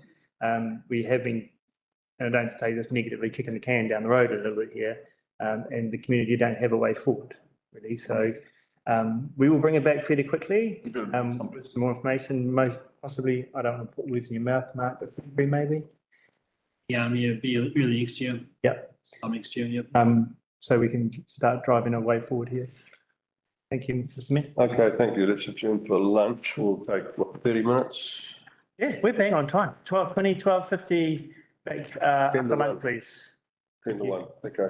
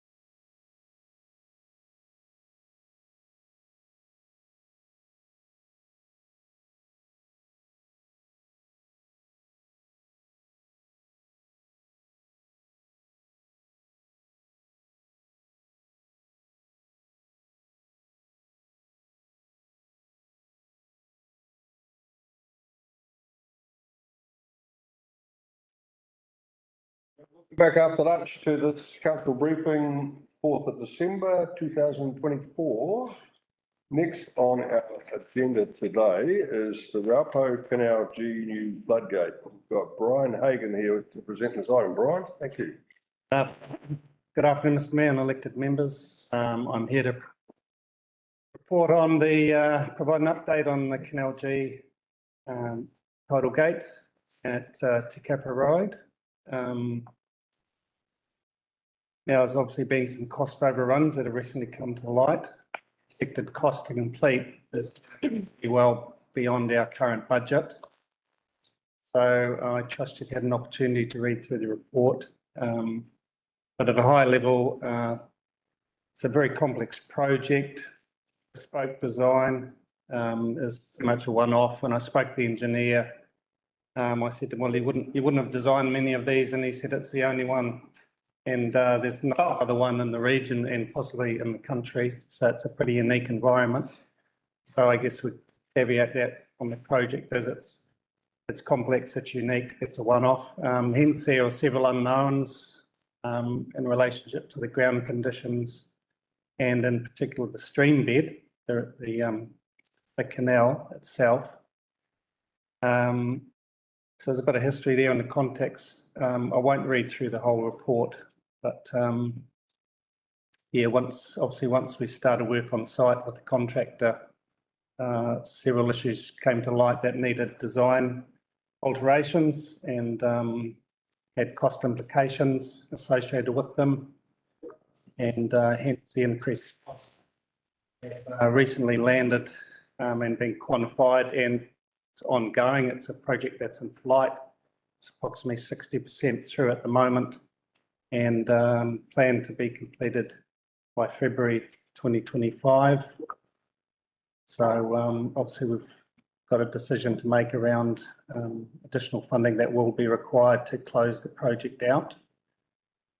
At this stage, the current cost overrun, and that's obviously a snapshot of the current situation, is 501,239 over the current budget. That's without contingency and without any additional variations, which, as I said, are potentially ongoing as we progress through the balance of the project. They're currently doing the piling within the canal inside the cofferdam. So I supplied a few photos on the report, and I've got a PowerPoint with some photos to talk through if you would like a little bit later. But the available budget to start with was 4.554 million. The contract was signed for 3.35 million at the time. Soon into the project, additional costs were added, and at this stage, we're running at variations totaling 724,000. Some of those are yet to be 100% confirmed by an external QS, but the chances are they're likely to land. Included in that figure is an extension of time of 14 weeks at a total of $9,130 per week. That's roughly $1,800 per day, so that's a standard rate.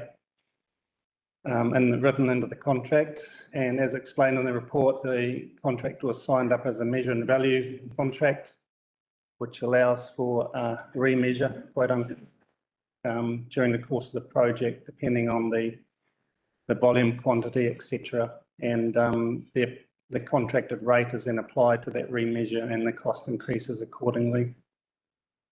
In summary, we believe in the order of $1 million will be required to fully complete the project. That's allowing for a 20% contingency on the balance of the project to be delivered, and obviously including the cost overrun projected at this stage. It may not go to that figure, but that's potential.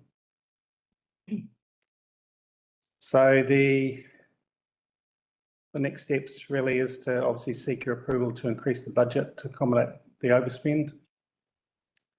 We are in the process of reaching out to external funders to see if we can additional funding. And also we will be looking at investigating other projects where there's been an underspend that may be able to be reallocated. So those things are still being investigated. So if you want to take me through the photos or the PowerPoint. I can take you through the PowerPoint if you'd like.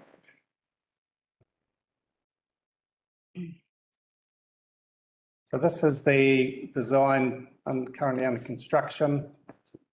So the whole project's basically being built in a tidal stream. So it's a little bit of a tricky one, obviously a unique design. So there's a map location there, Te Kaupara Road, just outside of Ruawai. The photo on the right indicates the access road that was created on top of the existing flood bank. The flood bank had to be basically remediated and improved and strengthened, and then a all-weather access created on top of the flood bank to enable access to the site, and then ongoing all-weather access to the structure once it's complete. In the foreground is a new floodgate that needed to be installed to allow for the existing drainage on the farm. So that was also part of the project. So this is basically a photo of the site. If you can see there, the mangroves have been cleared and they've created a staging platform for the project. It's not great ground conditions, obviously. You're working on marine silts, and it was a bit of a challenging environment, but the site's been set up and been operational obviously since June this year. That's just another photo of the laydown area. And that's the access road from another angle.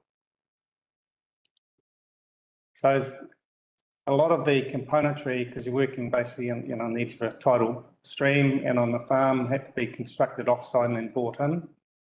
So you'll see there a lot of the components to be installed into the temporary access, which is the staging platform for access to the creek.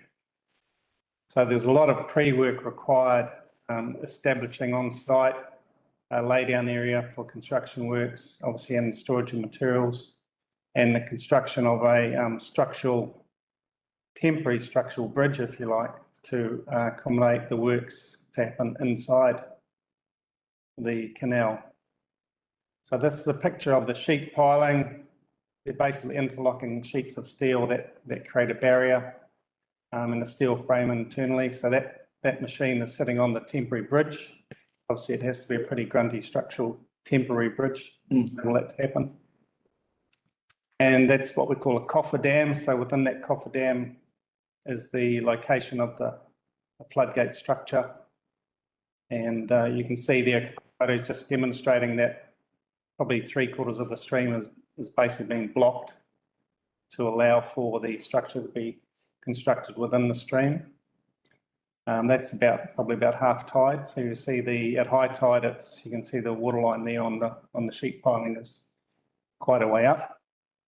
So inside that structure is the area that needs to be dewatered, and that's basically the natural stream bed at the bottom. Part of the cost increase is a result of the fact the stream bed was deeper than anticipated.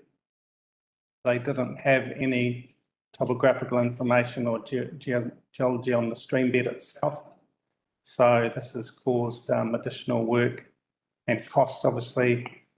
The silt in the bottom of the stream was deeper than expected. Be excavated further and more hard fill installed. So you'll see there's a gentleman in a 4-ton digger and down the hole. So they're approximately 6 metres down from the top of the sheet piling. So even at low tide, they're well below the water line. At high tide, they're 5 metres or more below the high tide level. The water is still coming in, and so they're constantly dewatering the area, the cofferdam, in order to do any construction work at all within there. And they're now at a point where in this photo, they've removed the soft material, they've got down to the hard, and they're putting the hard fill in. And the work's since been completed, hard filling that base. So that forms a subgrade for the concrete foundation for the actual gut install. So there'll be a two-layered concrete slab on top of that with steel beams driven into that hard fill area to create a foundation for the actual gate structure. So as you can see, there's a lot of work that goes into preparing the foundation and the surrounding works for the actual tidal gates to be installed. So just another angle, but also showing the water's a constant issue with management below the waterline. So they're actually very close to finishing the driving of the steel beams now, and then they're also preparing the base there, the hard fill base for the reinforcing to go in, and then there's a two-layer slab that needs to go in. So it's actually a 500 thick slab, a 300 and 200. Yeah, it's pretty grunty, and part of the cost increase has been in relation to engineering that foundation for the actual gates themselves to go in. So if you look at the size of that, and then you look at the picture at the end, it's going to be a pretty massive structure at the end of the day. So where we stand at the moment. So is it done in two stages? The gates will be done next. Yes. And then you'll operate them to get rid of your water and then do the other bit. Correct, yes. So basically, once the gates are installed, you'll allow the water to go through the gates, and then the sheet piling, those brown sections of the sheet piling will be installed to close off the southern side, western side perhaps of the gate. So that on the right-hand side of the photo you can see is where the staging area has been. That's where the temporary bridge has been constructed. And so that sheet piling you see there remains in location for the duration. The rest of the structure is precast concrete. And so part of the unknown cost was actually the cathodic protection for the steel. So like a boat, you have a zinc anode. This will need anodes on it to protect the steel elements to the structure. So some of those costs are still being determined, but there's a placeholder in there for $50,000 towards that. But some of those elements are still in the confirmation process around the design solution. So it's, to be fair, it's been a collaborative approach. They had a fully worked up design that when it went to tender as per the report, it was well over the budget. And so they revised the design between the engineer and some of the contractors, and then put it out to re-tender, and then worked with the successful tenderer, and the design is being revised as problems arise and are resolved. Just interrupt you for a question from Rachel, and followed by Ashna. Thank you. I just wonder, when the original contract was awarded, what percentage or what contingency was there on this project going forward? I just wonder. What was that?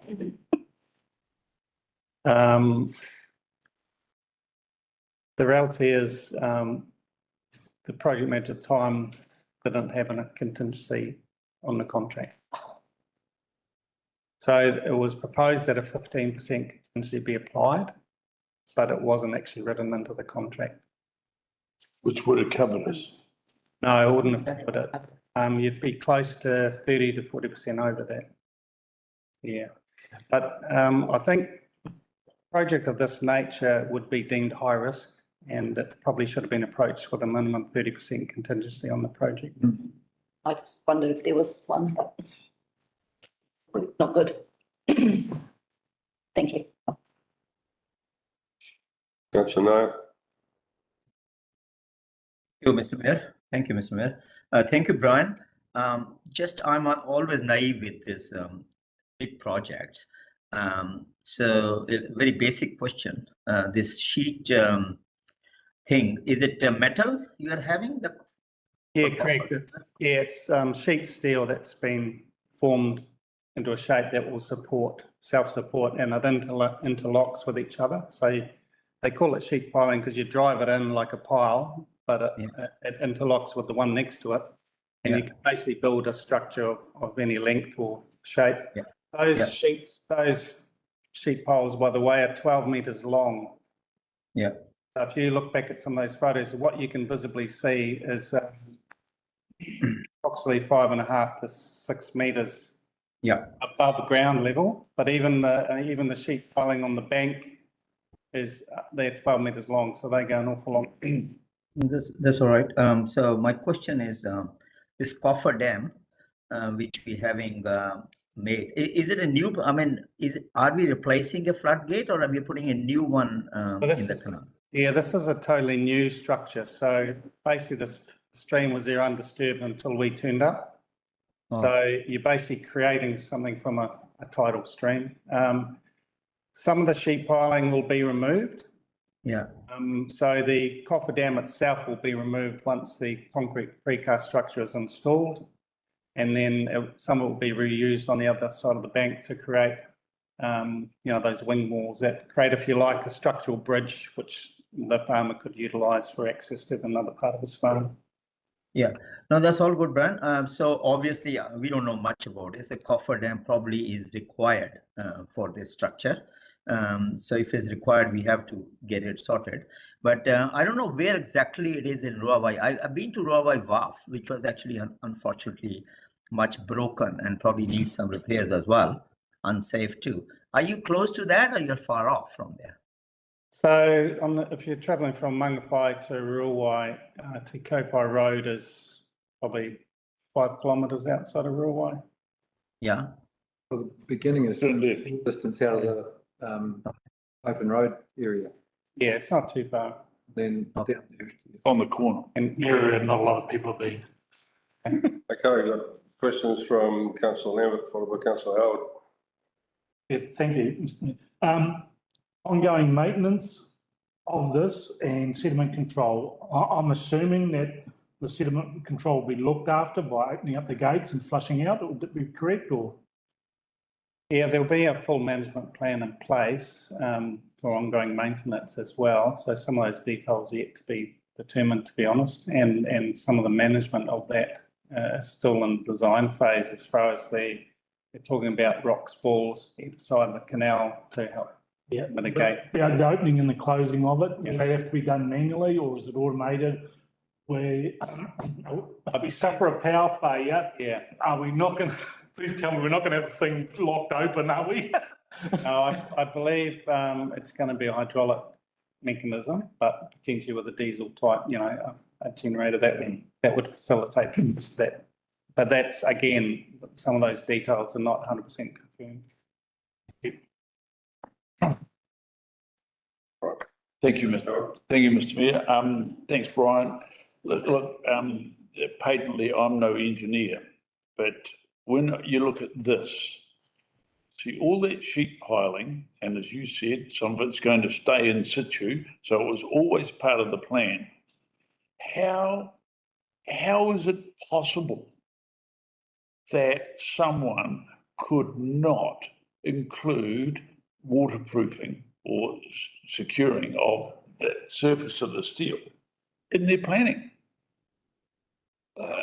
It is beyond belief. Well, yeah, I guess there's elements of this project that, I'm getting up to speed with because for my time.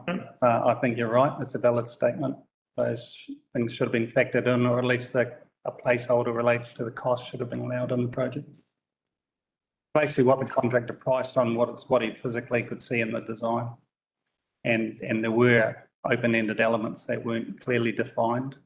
So may I ask as a supplementary, and probably not you to answer, but do we have, maybe to CEO, do we have a system of cross-checking, not full peer review, but cross-checking where we've got resource available to do it? Some of these big quotes? So through the chair, if I can answer. So at the end of each project, we do a post-implementation review for each project. And so we learn lessons from each project that then get applied to future projects. So this is a particular lesson that we would apply to any future tidal gates or gates across canals. So there would be, Hayley, absolute checks and balances going forward.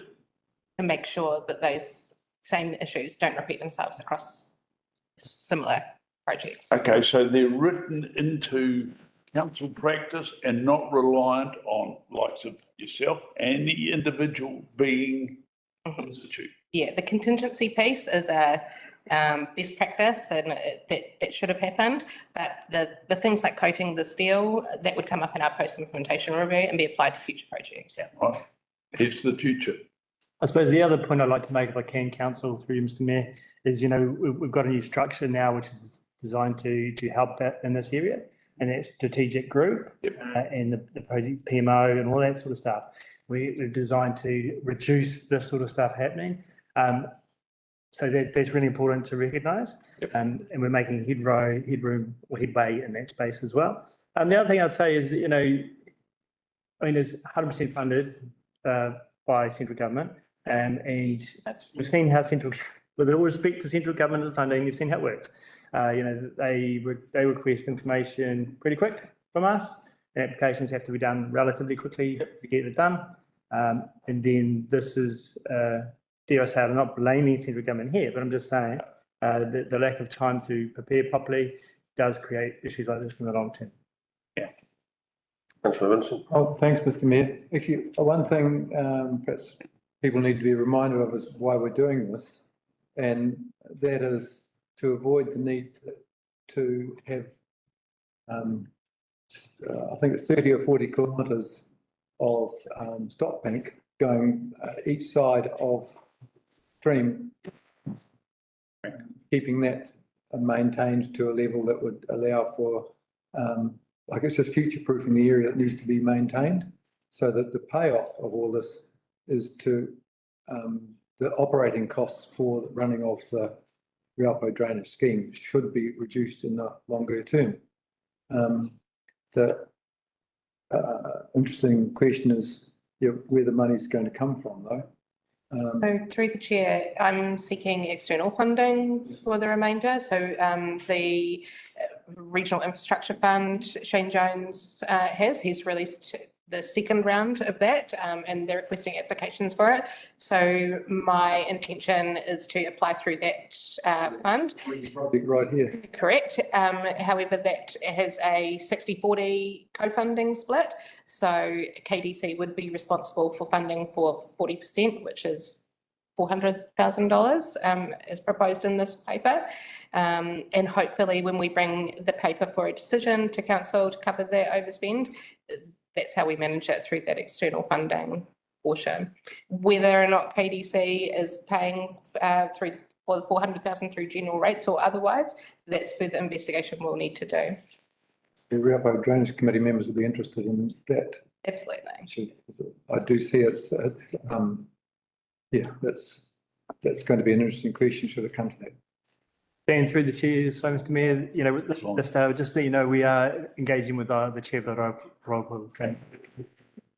One other thing that occurred to me, just referring back to, just from one of the photos I saw, we've scored a heap of either H-beams or I-beams from spares left over from the Brynderwyn project.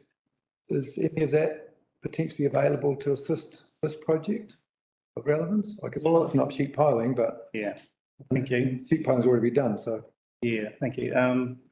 The materials for the piling and the sheet piling as well has already been procured, so that's actually on site. So all the materials required to complete the project is already on site. So there may actually be some remaining material that could be repurposed even in the existing construction that we have, because the number of piles have been reduced in effect upon redesign. So they'll actually have excess steel than they need for the H piles. Yeah. Okay. Councillor, could I have you on that? I've had one. Kieran Wilson Collins. Oh, it got answered. Yeah, that's right. I did have my hand up, but then you asked the same question. Okay, Councillor Nair. Thank you, Mr. Mayor. Just a quick one this time, Brian. So you did mention that you're going to remove most of this iron, what you call it, sheet piles later on. You're gonna remove a lot of steel from this project later on. Are you gonna sell it, or what's gonna happen to that? So It's a lot of money. Potentially some of the steel will be, as you see the photo there on the screen, I trust you can see that, those brown sections of sheet pile that you can see, they will remain within the cofferdam and form part of the structure in the Yeah. long term. Yeah.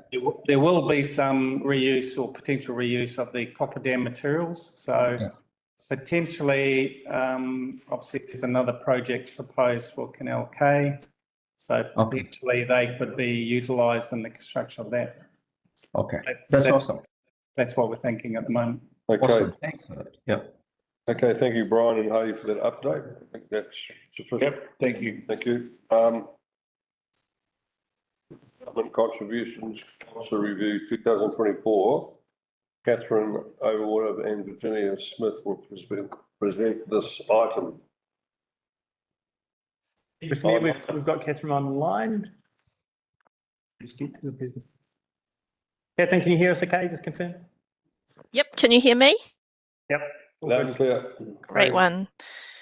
Cool. Good afternoon, Your Worship and elected members. So I'm just going to keep our update fairly brief with you today. But really what we wanted to convey was just the work that's happening in the background at the moment with the DC policy review. So if you cast your mind back to November, we got some direction in terms of timeframes for this review. So things are happening at speed. At the moment, Virginia has been working hard to prepare the findings report, which has actually been completed, and we were planning to circulate that this month. We've decided to hold that until next year because we are also busy engaging technical experts at the moment to help us with the technical aspects of the methodology that sits with the DC policy, and it's quite complex, and we want to get our head around that a little bit more. We've also engaged some legal counsel that help to specialise in this area. It is a bit unique. So next year we'll be bringing to you the findings report in February, followed by the issues and options report in March, which is where you'll get into the nuts and bolts of what the new policy will look like, and what the options are that we'll be presenting to you at that space. The other key thing I just want to convey today is the internal work that's happening across the board. So if you could just flick to the next slide there, thanks, governance team. Yep, so Jins has just put a bit of a slide together. Looks like a bee's nest, but basically this project requires absolute integration across all of the departments in council. We have an internal workshop coming up before we break for Christmas, and that's to get the consultants that we get on board plus the internal teams to talk about the projects lists that feed into the DC methodology. And that's really important for us to understand so that we can deliver you guys some really good information when we present the issues and options and the findings report next year.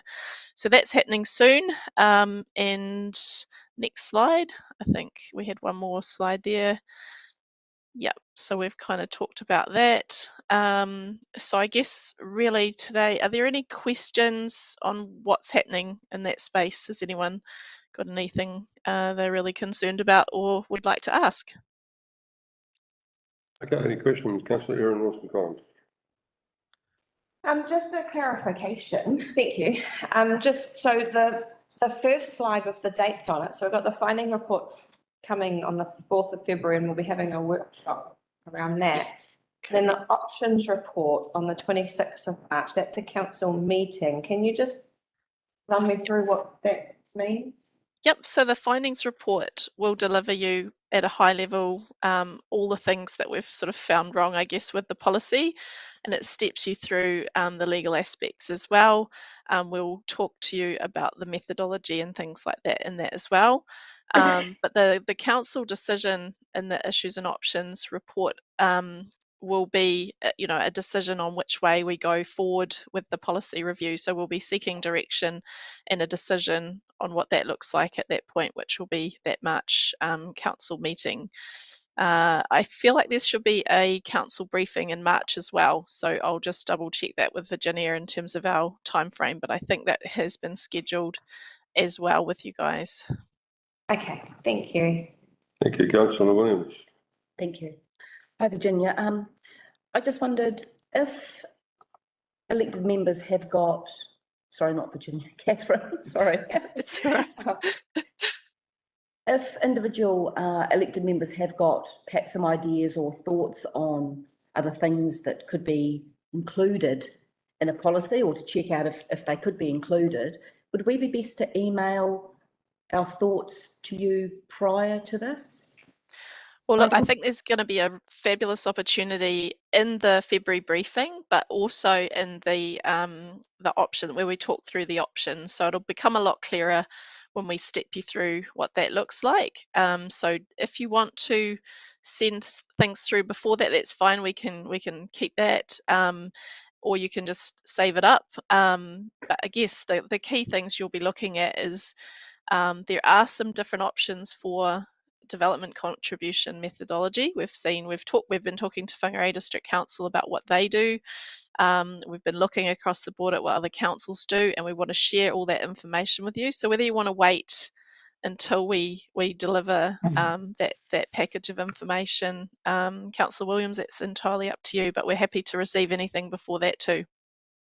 Okay, thank you. Thank you, Councillor Whaniora. Yeah, I was just gonna, on that note, I was actually just going to say that, was there going to be opportunities for councillors to feed into it prior to the workshops and the briefings? Because recently I've noticed that has been happening, and I don't think it's fair.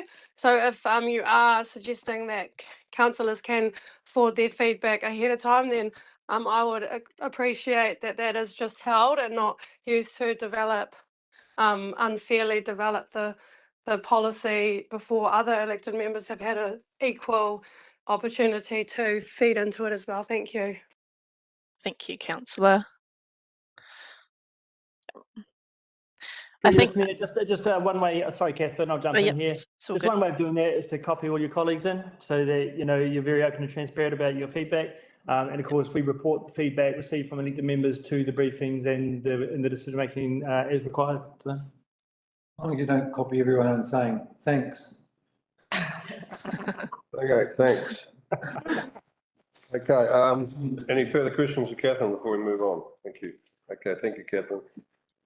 Thank you. You have finished presenting there, Catherine? Yes, I have. Unless there's any other further questions, we'll come back to you in February. Okay, thank you very much. All right. Right, we'll move on to the next part of our agenda today, which is Kaipara District Council Organisation Transition Program. Welcoming Communities. Misty Sanson will present this item in person. Welcome, Misty.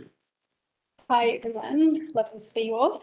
I'm really excited to give you an update on the welcoming plan for Kaipara. I don't have a presentation.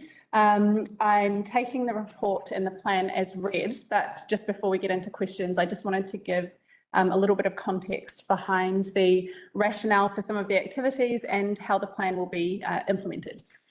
So during the research, stocktake and engagement phase, it became quickly clear that the fundamental information that people new to Kaipara need was really, really difficult to find. And that applies to both people moving from within New Zealand to Kaipara and even more so internationally as well. When looking at the welcoming plans of other districts and cities in particular, places like Palmerston North and Rotorua, I noticed that their plans and activities were really event heavy. They had lots of really fun things like friendship couches. And this is because they have a lot of fun for Gordon. They have a lot of migrant support organisations in their city who take care of the basics, just that really fundamental stuff. And also because the councils that are putting together that plan have really big events budgets and teams. Whereas in Kaipara, we needed that real basic stuff of how do I get an ARD number? How do I get a bank account? How do I register with the doctor? And so on. So with that in mind, we had a really extensive look at all of the different things that people new to Kaipara need. We started out with 230 activities that got condensed and combined down into 98, which sounds like a huge amount, but you may have noticed looking through the plan, a lot of those activities are simply collating resources and pointing to other things that have been developed and just bringing them all together in one place.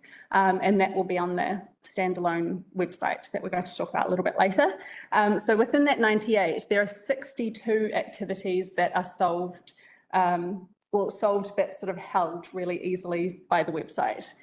So this is things like sharing water safety videos in different languages. Those resources are already out there. They're really important for us in Kaipara and with our migrant communities. So it's just as simple as drawing all of those together and putting them there so that they're really easy to find. There's also a lot of easy activities in there, in particular 6.3.1, which is adding a category to the Citizens Award for newcomers. And I know that was brought to the council a couple of weeks ago. And thank you for adopting that. And that's an example of an activity that I can now tick off. And it's going to be really valuable for the community. So we've tried to keep things as low cost and high value as possible. The other really key thing to remember is that the activities, although there's a lot of work that I will be doing in the next 18 months to sort of bring everything together, once that's there, it's really for the communities to drive the welcoming, not so much the council, and certainly not who need a dedicated person managing it on an ongoing basis. So, any questions about anything or any activities in particular? No questions. Oh, Councillor Vincent. Thank you, Mr. Mayor. Yeah, I thought it was really well written. And it may be with technology, it can be made more accessible, but I found it's an awful lot of words.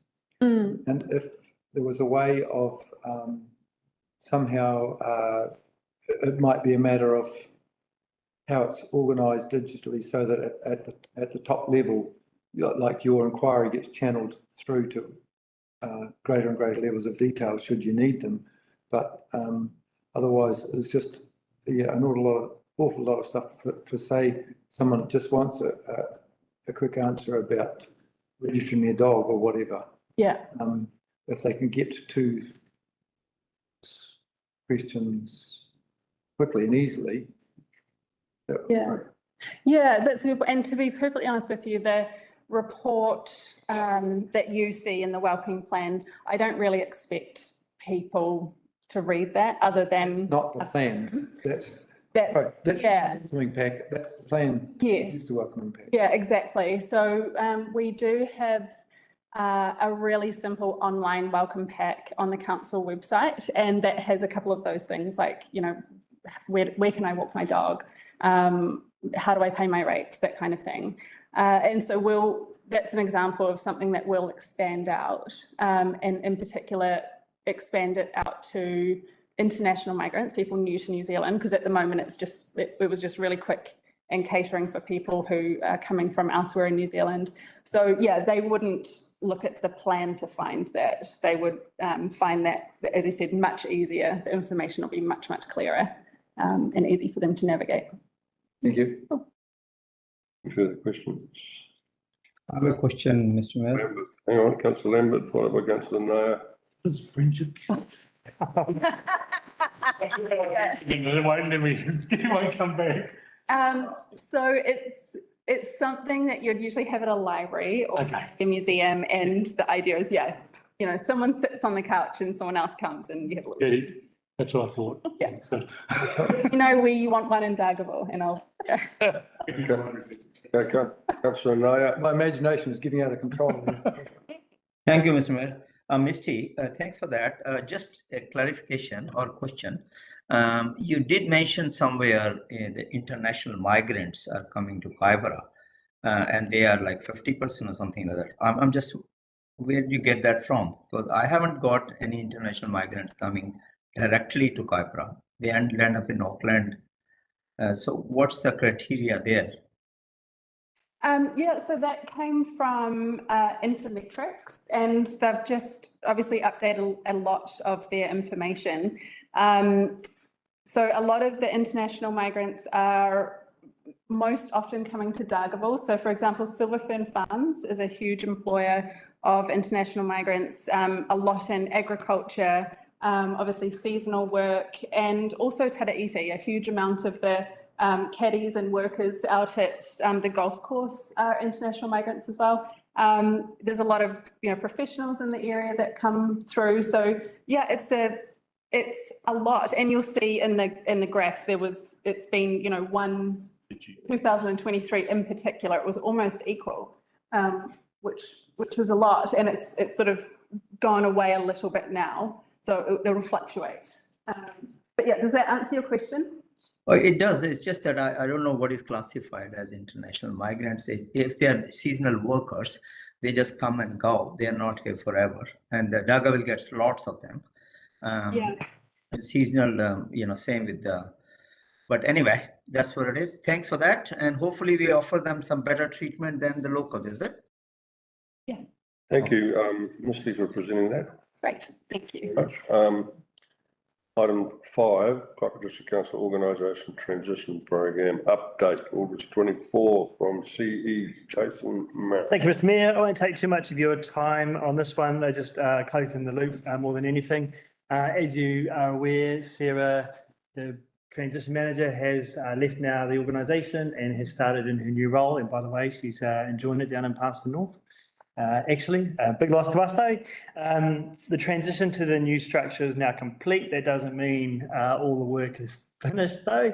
There is a lot going on still to integrate, obviously, roading back into the organisation, prepare for local waters done well, and then with our organisation embedding the structure and the culture changes and all that sort of stuff that we need to progress.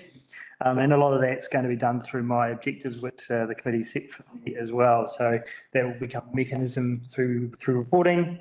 What I would say is it was a quantum change in our structure, and that is huge for the organisation, and it takes time to bed in, probably at least 12 months as well.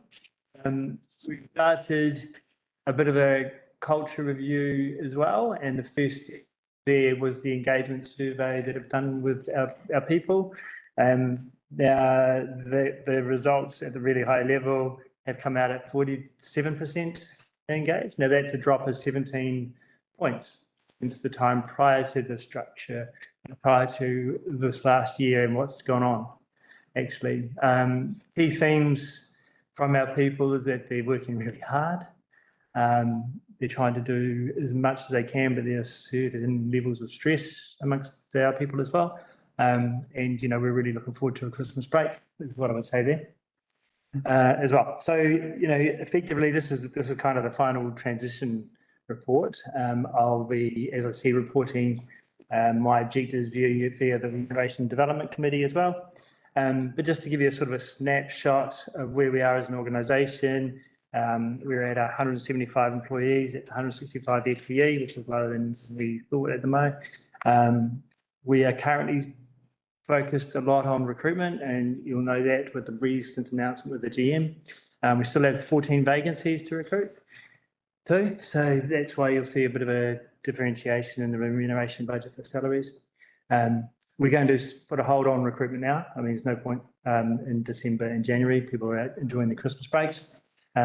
But equally so, when people come back from the Christmas break, that is a good time to target recruitment and get people in place, right? As I indicated when we made the roading decisions, roading is a key focus in trying to get skilled operators in that space. It is actually really hard for us and really hard not only for us, but across the country, actually. So there's we were like planners, right? Quite hard to get planners. It's quite hard to get roading people. Too, but we're still working hard in that space to get that, and I'm thankful that we have some people filling in temporary slots at the moment who have that skill set for us. The other thing we're sort of managing a little bit is the leave balances. You'll see that on the financial reports. The leave balance is a liability for council, so we're trying to manage high balances at the same time as trying to get the work done too. And there's always that sort of dichotomy between the yin and the yang of that. So we're working all the way through that.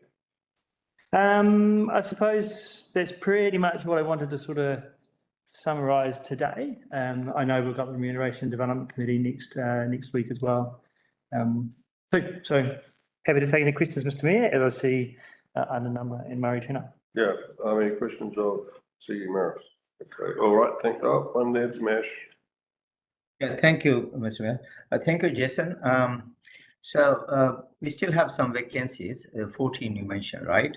Mhm. And are they operational, technical, or general management? No, there are a variety, Councillor Nara. So, we're obviously still trying to go through the process for a roading manager, for example. So that's a bit of both. That's, you need specific skills and understanding to be a roading manager. But also you need the management level as well. So that's a good example of one of the roles. The other roles which we do find hard to fill is the asset management side of the business. And we've been really working hard over the last few months to fill those roles.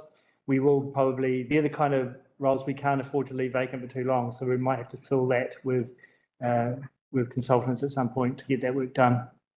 It's other work hinges on it. So thank you. Thank you. Okay, look, I think rather than have a break now, we could kick into our next, we've got our presenters here, haven't we? Welcome Murray and Annan and. Thank you, Mr Mayor. What we'll just do is we need 2 or 3 minutes to move out of the open environment and move us back into public excluded for this. So we'll do that now. So give us a few minutes and we'll sort that out.